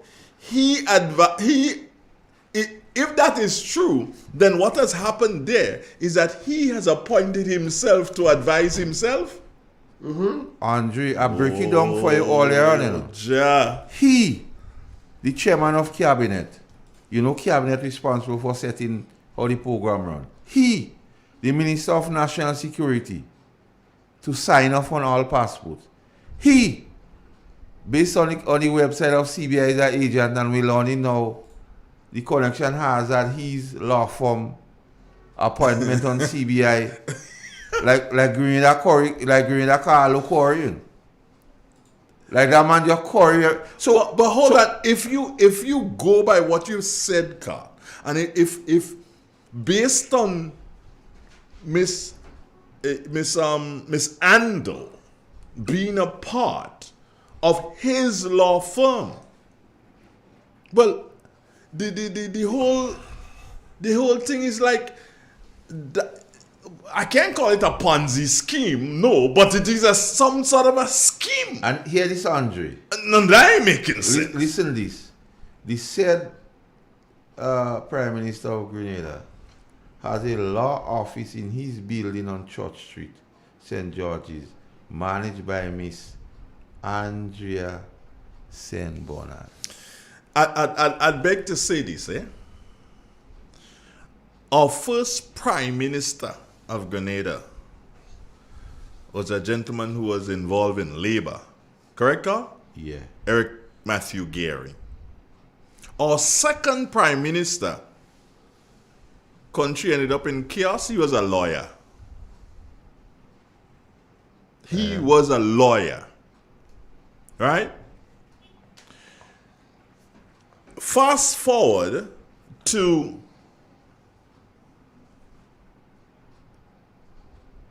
this present situation now, because the parallels are drawn all the time with him and Maurice Bishop. Are we to expect same? Not me that draw the parallels. They're the ones who say he talk like Morris, he walk like Morris, he smile like Morris, he love old people like Morris. They're the ones who say that, not me. If he walk like a dog. Talk like a dog, he's a dog. You have to be a dog. So, based on that, Carl, are we to expect same as what happened in 1983? Are we to expect same? I hope I'm not wrong. I want to be wrong. We've got a caller. Good morning. How you doing? Good morning. I'm well. Great. How are you? I'm okay. Talk morning, to me. Carl. Morning. You know you're sick, right? Yes. Okay. My question is, this is a conflict of interest because how could the same lawyer be representing both people, both parties? So. No, that is okay. In Grenada, that is okay. That's normal. Yeah, that's normal. That's a normal thing. Based on the Prime Minister, that is all right. There is nothing wrong with that. We are a small country. Because you have one rule for NNP and another rule for NDC. Yeah, it's a small country. These things could happen. And anytime the dogs get together with the horses, anything could happen. But I think the Bar Association should look into that because that doesn't sound right to me. Yeah, it doesn't. It doesn't sound right. It doesn't sound right, and it is not right. Never right. I wonder how all these big borat are in the same hole. What did you ask? What did you ask? What is the Bar Association doing about that issue? Well, I'm not in a position to answer that question as to what is the Bar Association doing. The first thing you'd have to ask is the Bar Association aware? Because there are times that, people are not aware of what is taking place unless it is brought to their attention. So the first thing is to probably try to bring it to their attention and then wonder if they can do anything about it. Because you see, another thing, and this is where the lawyers will start hating me, but another thing that people have not paid attention to is that you did have in this country for a number of years, and it continues to today, where Gates goes to court, and Gates has a case against Andre. And all they are the same lawyer. And Carl Caton is Gates' lawyer. And Carl Caton is my lawyer also. That has taken place in Grenada. Yes. So I guess that if it is being done now, those who are doing it see nothing wrong. Do you understand? They just fed her in some gone? fat forward. Yeah, she's gone. She's gone. Okay. Yeah, she's listening. Okay. It is rather unfortunate that we find ourselves in the situation. But I say this, people of Grenada, the first time we had a lawyer running this thing, it ended in total chaos. Well, Andre. Lives were lost. Yes. We are now with another lawyer, and the interesting thing is that the people who support him as their political leader, I have to support him as my prime minister. I don't have a choice. But the people who support him as their political leader, they are drawing the parallels to Morris Bishop. Morris Bishop ended up in chaos. Remember that. That is part of it. Good morning. How are you doing? We lost it. Oh, we lost that call. $100. Yeah. Sometime earlier on in June of this year, at a rally of the National Democratic Congress, a plea was made by this present Prime Minister, Morris, we miss you, Morris, we love you, Morris, come back. So having some discussion with some people, they say, well, all this thing happening in the country is the man they called on because the man left us in not nice circumstances, Andre.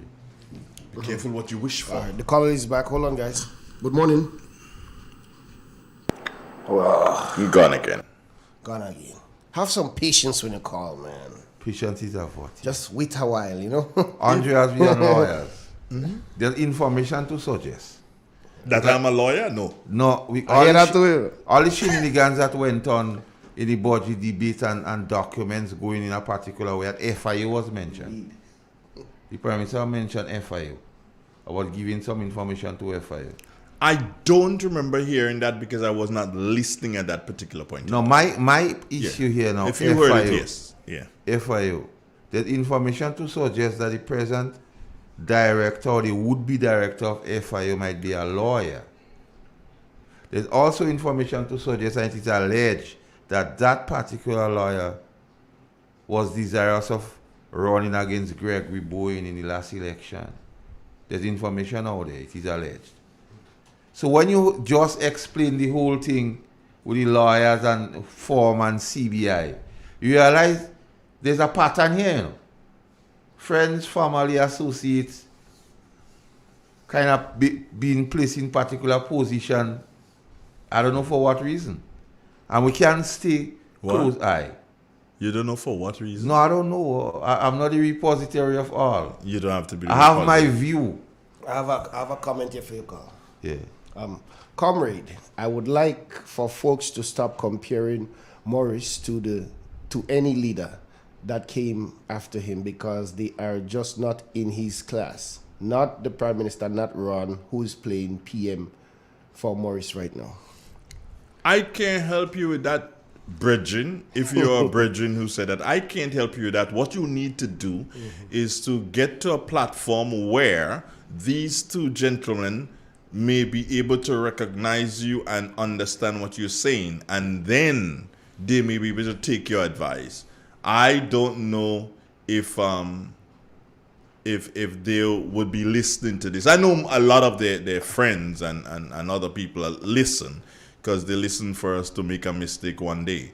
But we are so very schooled that he also doesn't happen. What happened? He also went on to say, Andre, the revolution ended not because of lack of performance, but because of the lust for power. Well, that is lack of performance.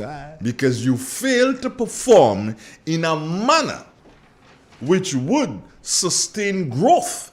If you had performed good, then the revolution would not have ended. You did not perform good. So exactly, lack of performance is why the revolution ended. And you could do so on any day. Seek out Kennedy Jack Budlal and ask him.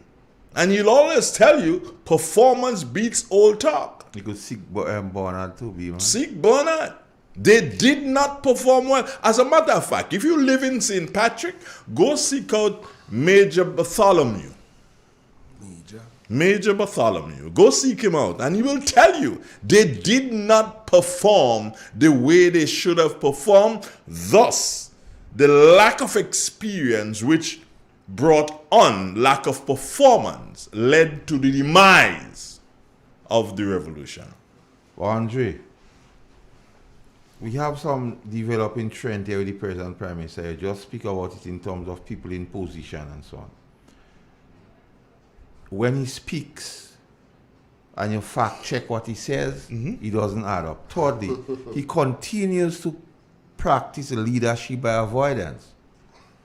Now, after in the budget debate, he fumble. I was in a football, American football term, he fumble in the end zone. You realize every time this thing happening, next day or two he travels.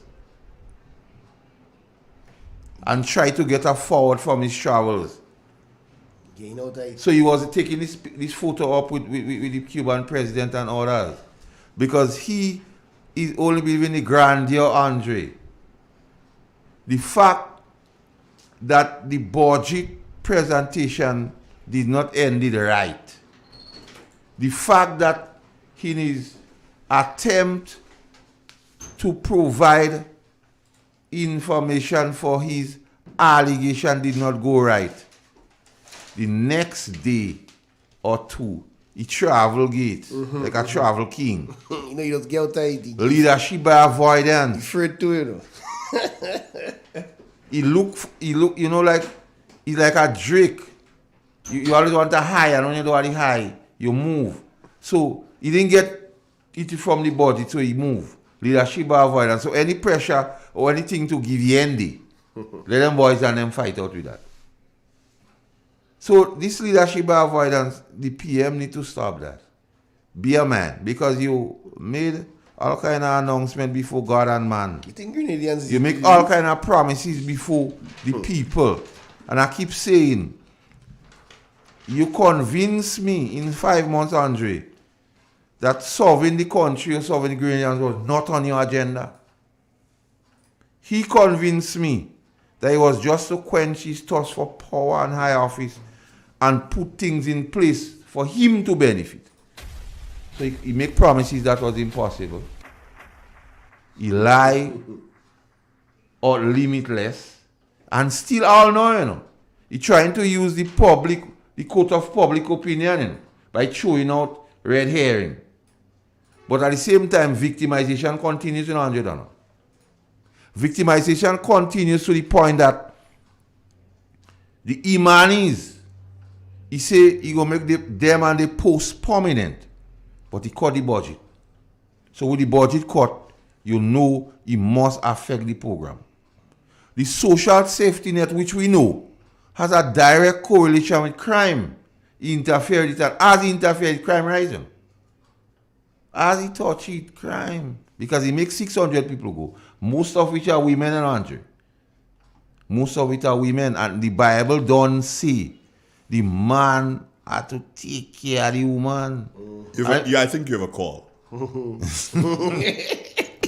Good morning. Yes, good morning. Morning. I heard the Prime Minister speaking of traditional, building some 500 traditional houses in Grenada. Lies.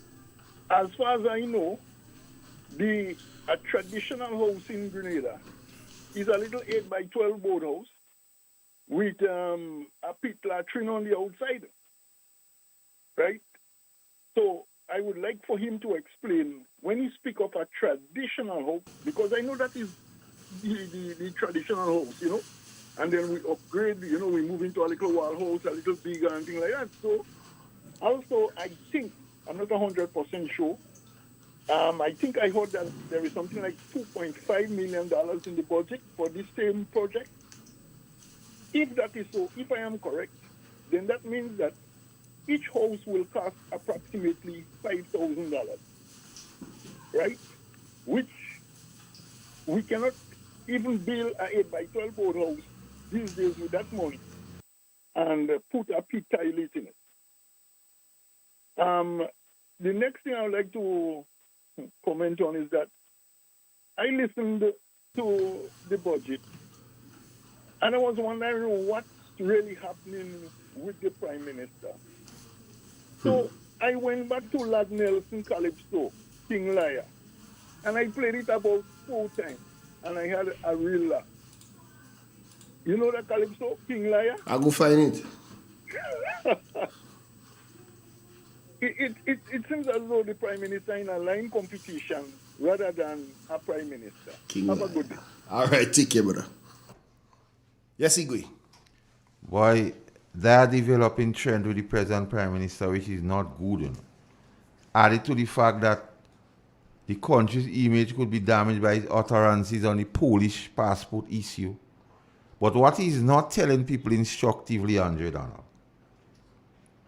that he said the Polish man say he want back his money. But the Polish man, based on information received, there's information to suggest that the Polish man has seek counsel, one of the leading counsel in Grenada, to deal with the matter. But it begs the question here, Andre. After all this song and dance, Mr. PM, has the Polish gentleman received his passport? Because you say he pay $150 for it. You present all kind of receipt, so the man pay. Mm-hmm. Is he the holder of the passport he desired? Mm-hmm. And if not, what is the hindrance of him having the passport? These are the questions you need to answer to the Grenadian public. Mm-hmm. Because you say you go operate on a need-to-know basis. Mm-hmm. That is a need-to-know. Because you can lead the Grenadian public into confusion about bills and so on, and not telling us the truth. So we want to know if the information that suggests that the gentleman has seek legal counsel in respect to his passport, we want to know if that is true, because you could tell us that. Mm-hmm. Before we take that call, I have a nice comment here to you from a school child. Canadian technician working here to improve our telecommunication services told me that he is disturbed that Grenadians would vote out the NNP that was performing so well. Not me who said so, the Canadians was speaking the truth. Let's take the call. Good morning. Good morning. How you doing? Yeah. As we touched Imani a while ago, I remember the other night I watched Honorable Ron Redhead said, oh, they're saying we're going to make the Imani go. We will not. We're going to put some of them in the private. I remember once I had an Imani during the COVID, when pressure took me, I could not say my side of the story. I wondered how they're doing that. I don't know if you all have any idea. They say they're going to throw some on the private sector instead of sending them home. So they're listening to you, and they realize they're getting some blows on saying about the Imani situation. So they deny the under choice some of the burden on the private sector. But I know that would not work. I don't know what is your opinion on that. My simple opinion on that is time will be the judge. Mm-hmm. And the next time they have to come and give that report card, we go understand what was the true situation with the Imanis and the contract workers and the social safety net program. They won't be able to hide then. Yeah. Hello? Go ahead, Igwe. No, that's the office one. Ready for me? Yes, sir. Mm-hmm. I'm waiting on you, bro. I'm just listening to you sometimes. Coming. This on the caller. That one. Hold on. That one doesn't what you sung like a Jamaican. What do you call it? A mic man on stage and say, "Come in, Tinga." Tinga can't come in just so. Tinga can't come in just so. But no, the present administration, Carl, continues to put their foot in their mouth. You need to go back to what the caller said in your mind about the housing and what was promised. Do you see that taking place? They don't have no intention, because even the allocations for that particular program has been cut. Good. Another thing, Carl. We are struggling. And this is not a Grenada thing. The Caribbean is struggling in relation to providing proper connection through airlines from country to country. We're having a lot of problems with that since the demise of Leave Island Anytime, LIAT. Luggage in any terminal. Since that time, the demise of that, we up in the air. I remember hearing my Prime Minister make a statement to the effect that by the end of the year, you rent that too? You said it. People up. You go rent 2 planes. We at the end of the year, you know. People up. In January, you renting the plane? No, by the end of the year. No, I ain't giving. No, you don't go with figures. So let me say the 31st because when all the addition doesn't work. Even the allocation for the Ministry of Agriculture, when you think it don't work. He said the most in the Ministry of Education, but before it to say he join up some ministry. But he said not the biggest budget. But everything he do is something when you fact check it is not true. The Prime Minister needs to understand people have to believe in him. Because if you cannot believe in the Prime Minister, if he comes to when he has to make a clarion call to the nation, people will say this that joke Buddha man. You say the biggest thing for education, but you don't tell us you bring in youth, put all kind of thing under the ministry. You know the interesting thing. It's like you continue to tomfool the people. Before we take this call, the interesting thing to note, as you say, and what is interesting to note, when Keith Mitchell spoke, people say, "Man, he look angry tonight." Yes. Man, the Prime Minister could have just eased down so much. You did not hear them say he was lying. No. You did not hear that. When the Prime Minister, the present Prime Minister, our Prime Minister of Grenada now, when he opens his mouth, people are accusing him of not speaking the gospel. Good morning, caller. How are you doing? Yes, good morning. I've been listening to you all for, well, it's been a while I've been listening. And I honestly find that you people really should find something substantial to speak about. Because you're wasting a lot of time and effort by talking to government. They are in office 6 months now. I mean, seriously, give them a break. Let things. Where are you calling from? Things are happening. I'm calling from Grenada. Yeah, go ahead, please. Go ahead. Yes, I'm just asking, please, give the government a chance. Give the people a chance to do what they have to do. Things are happening. I believe they are honest people. Let me ask. Can I ask you a question? A lot of things went down when the NNP was in office. I mean, some of it was. We want to ask you a question. Yes, go ahead. No, my question to you is this. While you are at home washing your clothes with your washing machine, can your neighbor cook? Oh, yes. But let me tell you Hold something. on. You assume a lot of things. No, if you're washing at home, if you wash, but you're not giving me an opportunity. So how are we gonna? Okay, you go ahead. When the NNP was in office, there were a lot of people suffering. Not like now. I mean, people living in these Chinese houses, and they're seeing trouble as what? The places just breaking up. I mean, it's a lot of foolishness going on there, and they are doing. And when the NNP was in office, the amount of complaints that people made, nothing was done about it. Okay. Nothing. So can I ask you a question now? Okay. Let us agree that while the NNP was in government, people were suffering, right?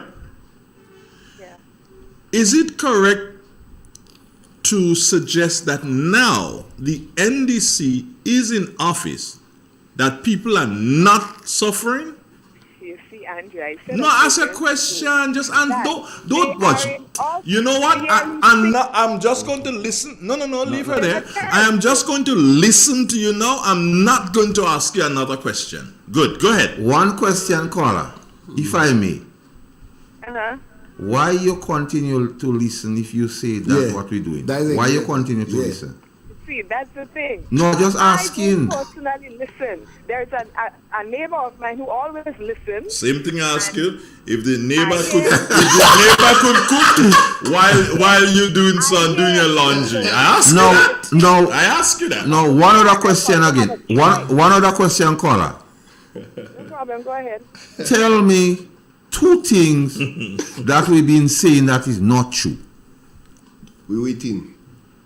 Just 2. Okay, let me tell you something. No. 2 things that we've been saying that is not true. It's not about whether it's true or No. Really, caller, man. Caller, it's better to stay mute. Should give them a chance to what? To rush up Grenada? Let us observe. And don't criticize, observe. You know. Watch me. Hold on. So here's what I want you to do, right? Your boyfriend, when he start to Lego horn on you, observe and don't say anything. Take on and stay quiet. And stay quiet. No. What? And straight up. When he start to Lego horn on you, take it and don't say nothing. Andre, what? We are loyal people and that's not going to happen. Say again? I said we are loyal people and it's not going to happen. And thank you very much. Have a wonderful day. Okay, great. That one touched she soul. That one gonna mean she soul. But what is instructed, Andre? Ask her for only 2 things. She can't. To see what we see, what is not true. No, she can't. And listen, she changed. You were wrong. Why? You were wrong. No, I don't wrong. No, you were wrong. No, man. Because we do not speak untruth. So how you could ask somebody for untruth? No, what she started. No, how she I'm started. not asking that question. As a matter of fact. I know. We don't speak untruths. Boy, they can't do listen by critics only by alone. And listen, the first question I ask her go right back, you know. While she doing laundry, the neighbor could cook, you know. And nothing stopping that, you know. She can't do listen. Put thing in your ears. Brick stick in your ears. They can't do listen. Brick stick in your ears. Put on cotton bud in your ears so you can't hear. Or put your music louder so you can hear the neighbor. Andre Donald, you said to me, just lie on the neighbors, you know. It's best one keep their mouth shut. For people to assume who they are, than they open it and just let all the secret. Not me. That is Winston Whitehall. What you say? It is better for you to keep your mouth shut and people believe that you're a fool than to open your mouth and prove to them that you're indeed an idiot. Caller, a word to the wisest official and the last caller. All right, we have 2 calls on the line. Good morning. Hi, good morning. How are you? I'm good. Hi, Andre. Hi. Hi, Master Carl. Yo, Wago. And the moderator, good morning. Mm-hmm. To that previous call, I want to ask. I want to ask her how she feels about the government putting tax on sugar. Let her bring us down a rabbit hole, man. Mm-hmm. She don't say already. She can't say nothing. Right, but she says that she doesn't want us want no criticism. Just hush and take it. That's what she's saying in essence. Mm-hmm. No, that pig get hit this morning. No, she's making that comment because for 9 years you had a radio post. No, we don't promoting nobody here. Don't go down there. Don't go down there with that tala. I didn't hear she call and tell him hush. No, don't go down there. So tell her to relax herself on that. Yeah, man, she had to cool herself with that. If she want to listen, she don't want to listen, shut the radio. She can do listen. By the team, she had to listen. She must. You must. And because what we saying. To listen. Let me tell you something. And let me tell you something. And based on what Carl was saying for the past couple of days, she's not speaking the truth. Like the person she wants us to give the opportunity. Not the neighbor radio. She like to listen. This is Real FM. She like it's her radio that playing there. No? Her radio playing and disturbing the neighbor. I can imagine what she's saying. No. Andre, what I like about she call.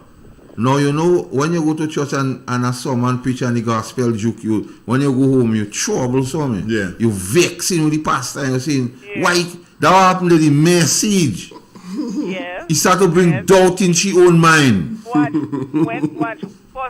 When thing happening, so they attacking you and all it. No, the message traumatizing her. He started to bring doubt in she mind. She asking herself, by the man doing 9 truth by? If what you're saying is untruth, you can answer that. Just keep quiet and observe. That's all. Military style, communism Thanks for listening. Yes. All right. That's what she has to say. Andrew, you good? No. Why? Let me do go through that now. I want the caller to know that while she wants us to hush, the reason why they put the tax, and if she didn't hear it, let her hear it now. By the way, I must let you know, I've heard you a number of times. I don't necessarily know who you are, but I've heard you a couple of times on the radio. You've called in. And there is something that I believe that I will try to find a spot maybe on a Monday morning. I'll be trying to find a spot so that I can speak. So a caller can host the program. Mm-hmm. And I really would like you to be one of the first to do that because I've listened to you. And I believe that you're the first. Mm-hmm. Right, that'd be great. That'd be great. Continue saying what you were saying.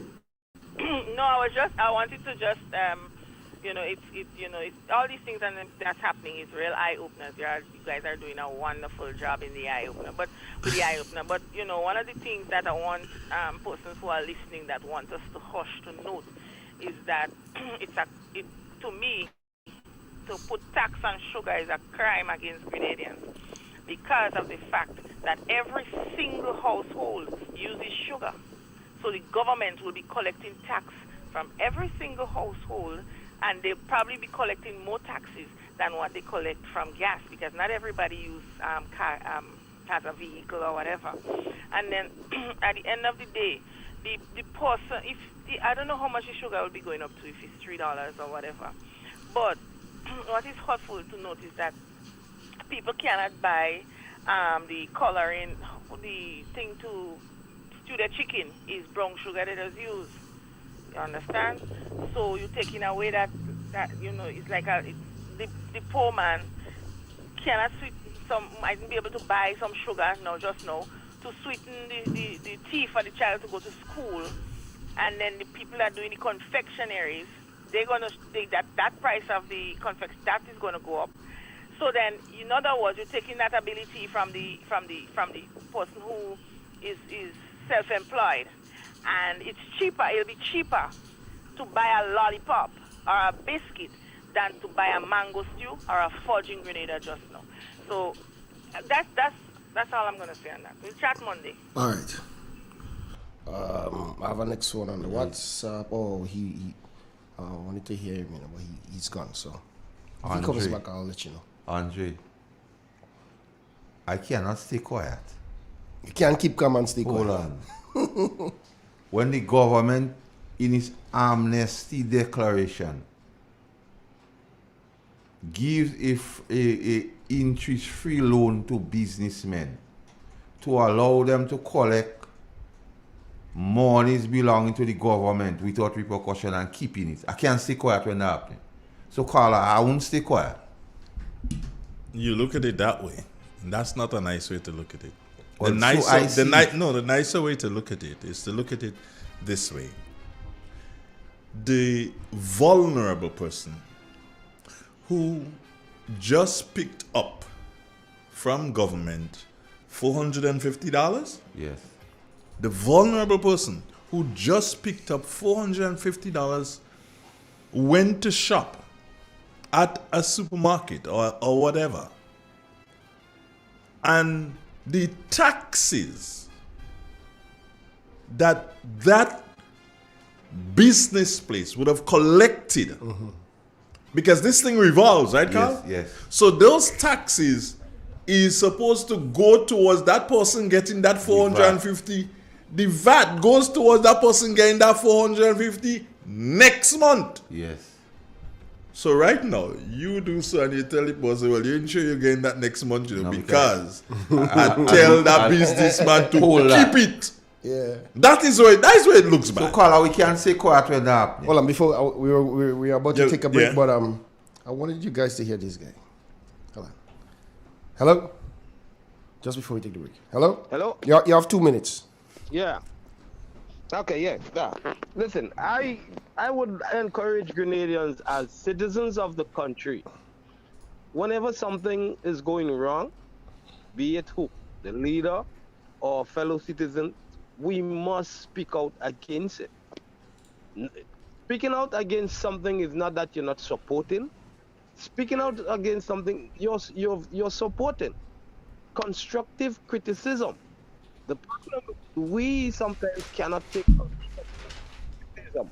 If you're doing something wrong and somebody is constructively criticizing you, it can only be better. it can only make stronger.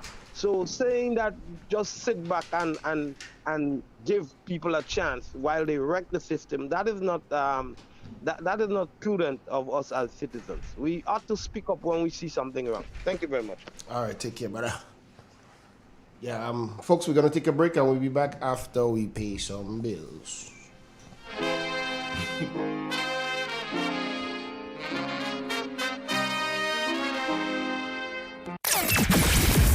Happy holidays from your favorite radio station, Real FM.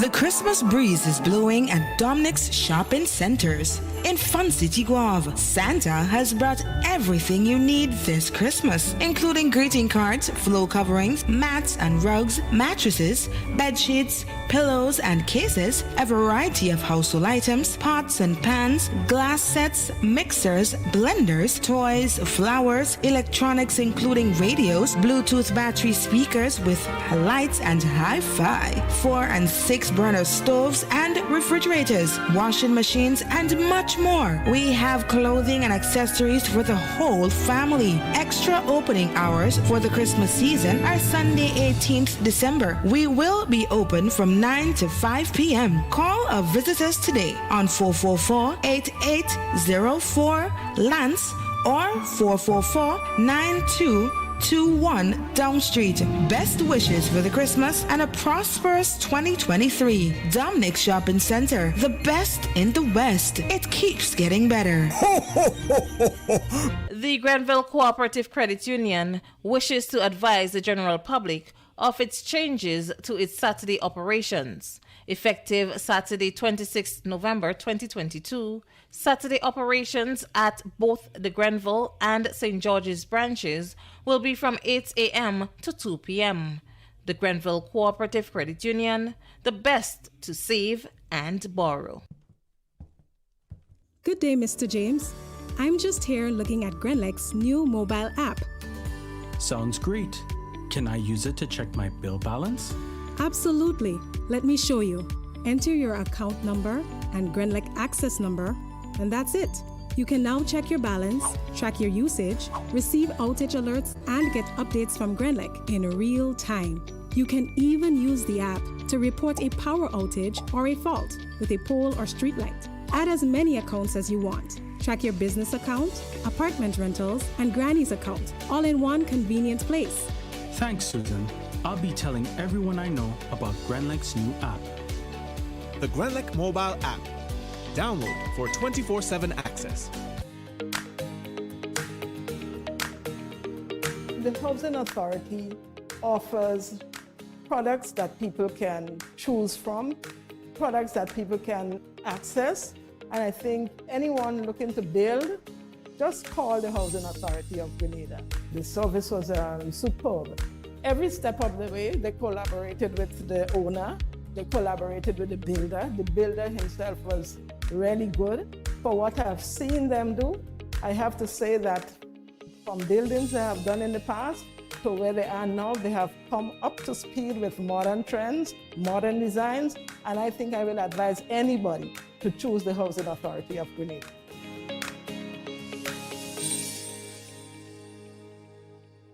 We can all use some holiday cheer, so Christmas is coming early this year. Unwrap the true magic of Christmas on Real FM 91.9 and 91.5. The time of love and giving is here, so come, take advantage of our specially developed packages as we celebrate our 18th anniversary as a media entity. Packages start as low as $500, which guarantees 5 spots per day, Monday to Friday, and bonus spots on Saturdays. Promotion ends January 31st, 2023. Call 442-0975 or email us at real919fm@gmail.com for more information. Don't miss this superb opportunity to get great discounts when you advertise with Real FM. Hey now, Now listen to this and listen carefully. At Low Tongue Soteres is the best little seafood restaurant on this lovely island. Bacon shark, steamed fish, fish and chips, and the daily catch. Whatever that may be, we have it for you. To complement this, you can have the most tasty sorrel, golden apple, ginger, and passion fruit drinks, all locally made, just as you know it to taste. As you visit our restaurant, take some time to browse through our super convenience store, where you will find an item which has not been seen for so long. We offer you the best prices on t-shirts and unisex vests, casual and dress shirts, and the widest range of body oils. For whatever the occasion, find the fragrance, be it male or female. For you and only you, we have a wide variety of headphones and chargers. So here's what: visit for the food, the bar, or the store, and stay for the others, because you never know what surprise is in store for you. We're open from 9 to 9 Monday to Saturday. Sunset Restaurant. Ho, ho, ho! Merry Christmas from your friends at Real FM 91.9 and 91.5. Get in the spirit of Christmas on Real FM.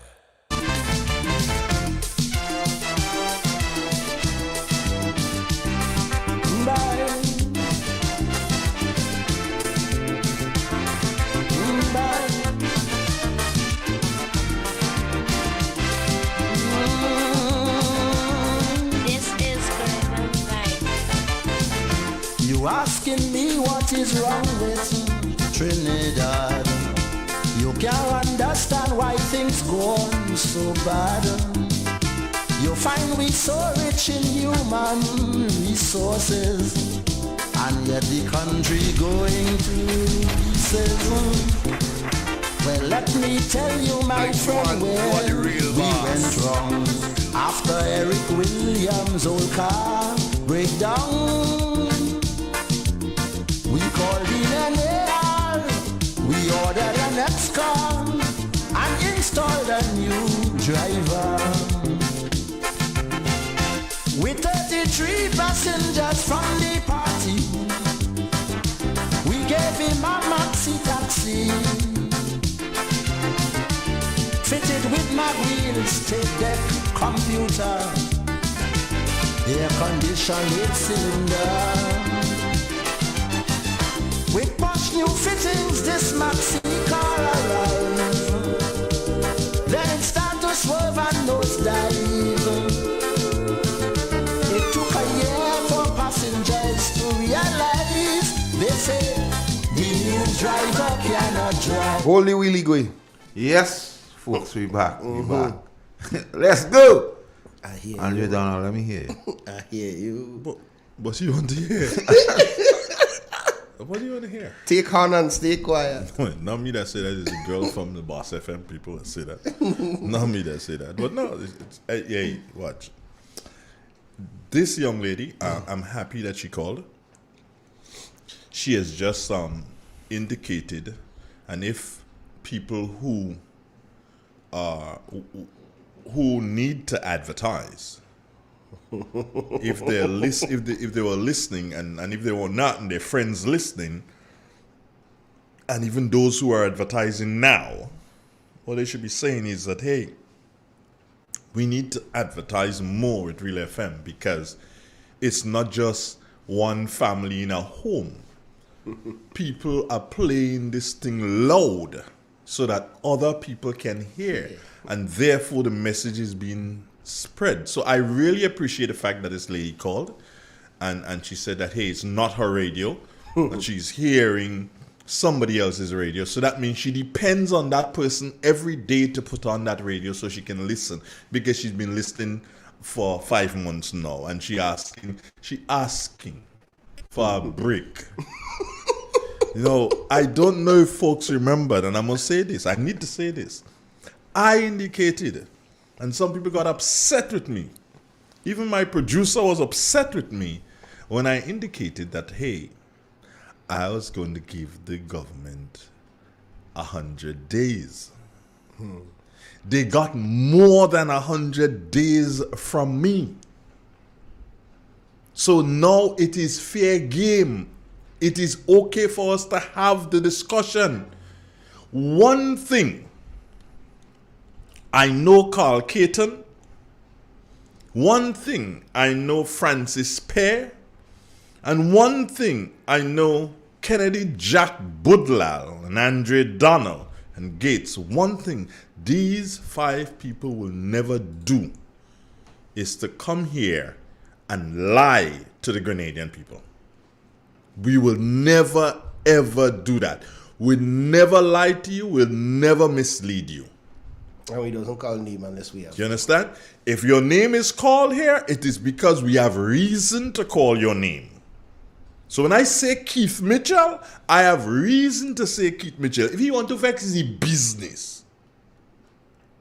But I will not do so and say Keith Mitchell and affix a lie to his name. Awesome. I will not do so and say Deacon Mitchell and affix a lie to his name. Because if I speak to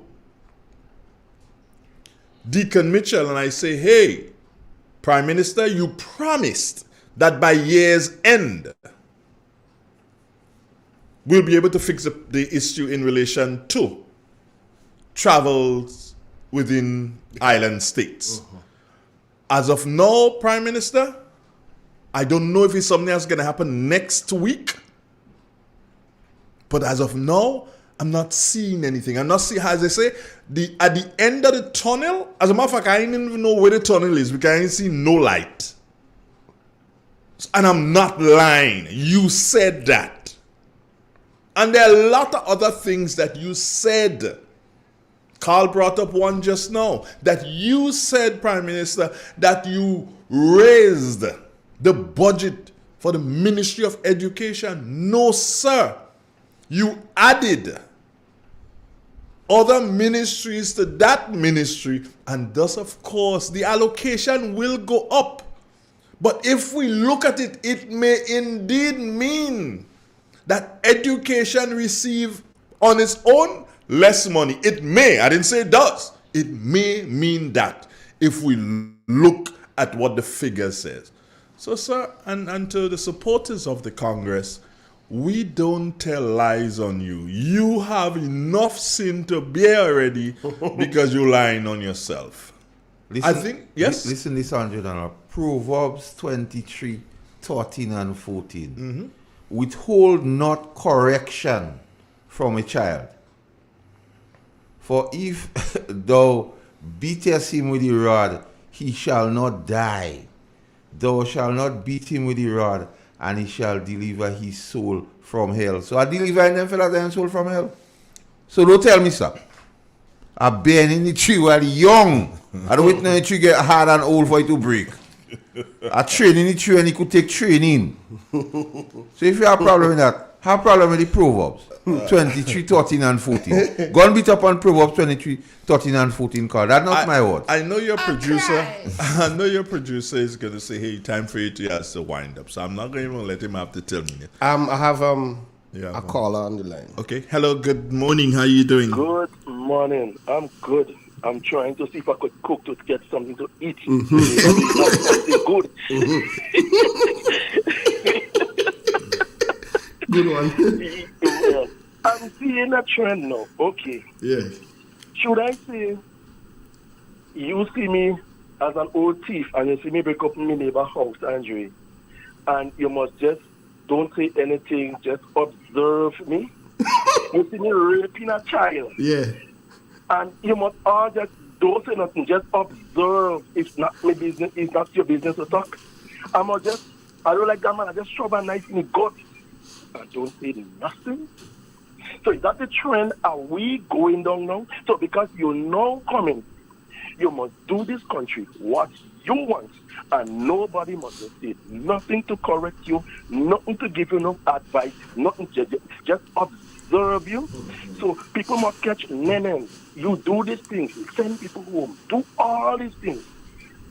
And people must not say nothing. So are we going back to the days of the revolution? I want the caller who listen in neighbor radio. And we must go back to the days of the revolution where people should not talk, otherwise they could be jailed. Over 3,000 of them, which I heard. Can I ask you a question? Go ahead. Are you listening to your radio? Of course. Oh, I thought you were listening to the neighbor. No. Neighbors and then gone to work. They gone to work. Okay. To the big house. Have a nice morning, my brother. All right. Take care. I'm listening to you all. Thanks. Andre, they say you have to do a good deed for the Yuletide and get that caller a radio. So she not. If I knew who the caller was, I'd buy her a radio. Yeah, so she will not to. And I'll buy her a digital one. All right, we have one more. Let me take it. What, are you taking a call? Yeah, let's take one. Okay. And that's the last one, and then we wrap up, right? All right. Hello. Good morning. How you doing? Andrew, Yes, sir. Yes. I just call you to get some conviction. The CBI passport thing, right? And the Citizens by investment? Citizens by investment passport in the Same thing. Same thing. Half a dozen and 6. There are no difference between them? No. The diplomatic passport and the CBI? No. The diplomatic passports is something that is afforded to persons that the cabinet, I think cabinet perceived to be diplomats. That has diplomatic passports has nothing to do with CBI, really. But they were asking you if you have a difference between them. Yeah, well, you see, for instance, based on what this present administration has said, the Polish gentleman wanted to be an ambassador. That would have given him a diplomatic passport, a Grenadian diplomatic passport. All right? Yeah. So, but a regular CBI, you get a passport anyway. And all right? You have to contribute to a fund. All right. Yeah. So, and thanks for calling. Right. Carl, that gentleman has just raised something. He just raised something, and everybody bypassed it, and he just raised it. Now, remember that said that the guy wanted to be a diplomat, eh? Right, Carl? Yeah. But you had to pay more. Anything. Not necessarily. Well, if you want to be a diplomat, Carl, you have to pay more. No, you have fees. You see, being a diplomat has its advantages. But there are fees. Yeah, no. Being a diplomat has its advantages because it could bring benefit to the country. The passport under the CBI have its fees. Okay. So let me run my mouth on the last thing now. Last thing I want to say is to raise awareness among the citizenry of this nation and to ask the citizens to understand and realize that the police, they need your support, because when you listen to their motto, it says to protect and to serve. So their first thing is to protect you. Their first thing is to protect you. And the police are willing to work along with you. You should not turn on the police. And based on how things have been going for the past couple of months, you are turning on the police. And that means that you do not have respect for the law. And it is important that you have respect for the law. If you continue to do this, what can happen is that we can become a lawless state. So I beg of my fellow citizens of Grenada, please work with the police if you expect them to work with you. Mind how you drive. Have a nice day. Your speech. You right that longer. Cool. Yeah. You good, Igwe? Just to say to the citizenry, as my friend put it, the citizenry, because he bad on all these days. You know. I tell you, I don't know where the The dictionary Royal changed. Grenada Police Force is a creature of statute. Constitute. If it happen, it is not no gang, no rogue, nothing. The police have duties. One of the duties is to keep the king's peace. In exercising those duties, the police has a discretion of how they go about it. And they have to be comfortable, for example, in making an arrest. So if a police is dressed in uniform and to make an arrest and he feels comfortable, he or her feel comfortable about taking out the cap, it is a matter of his or her discretion. So to say you're not supposed to take out the cap and all this nonsense, go back and check the police ordinance and the duties, the function, and when making an arrest, the person making it ought to be comfortable in making that arrest. So if the cap make him uncomfortable in making an arrest, there's nothing wrong in taking it out. And I just want sorry, Carl, you go ahead. Go on, no, you say. No, I just wanted to add something here, and this one is for the government. ER simply Elizabeth II reign. Elizabeth II reigns. Outdated. Now, I know that we'll have to fix it, and we'll probably have to put Charles 1R, Yes. Charles the First reign, Yeah. something like that.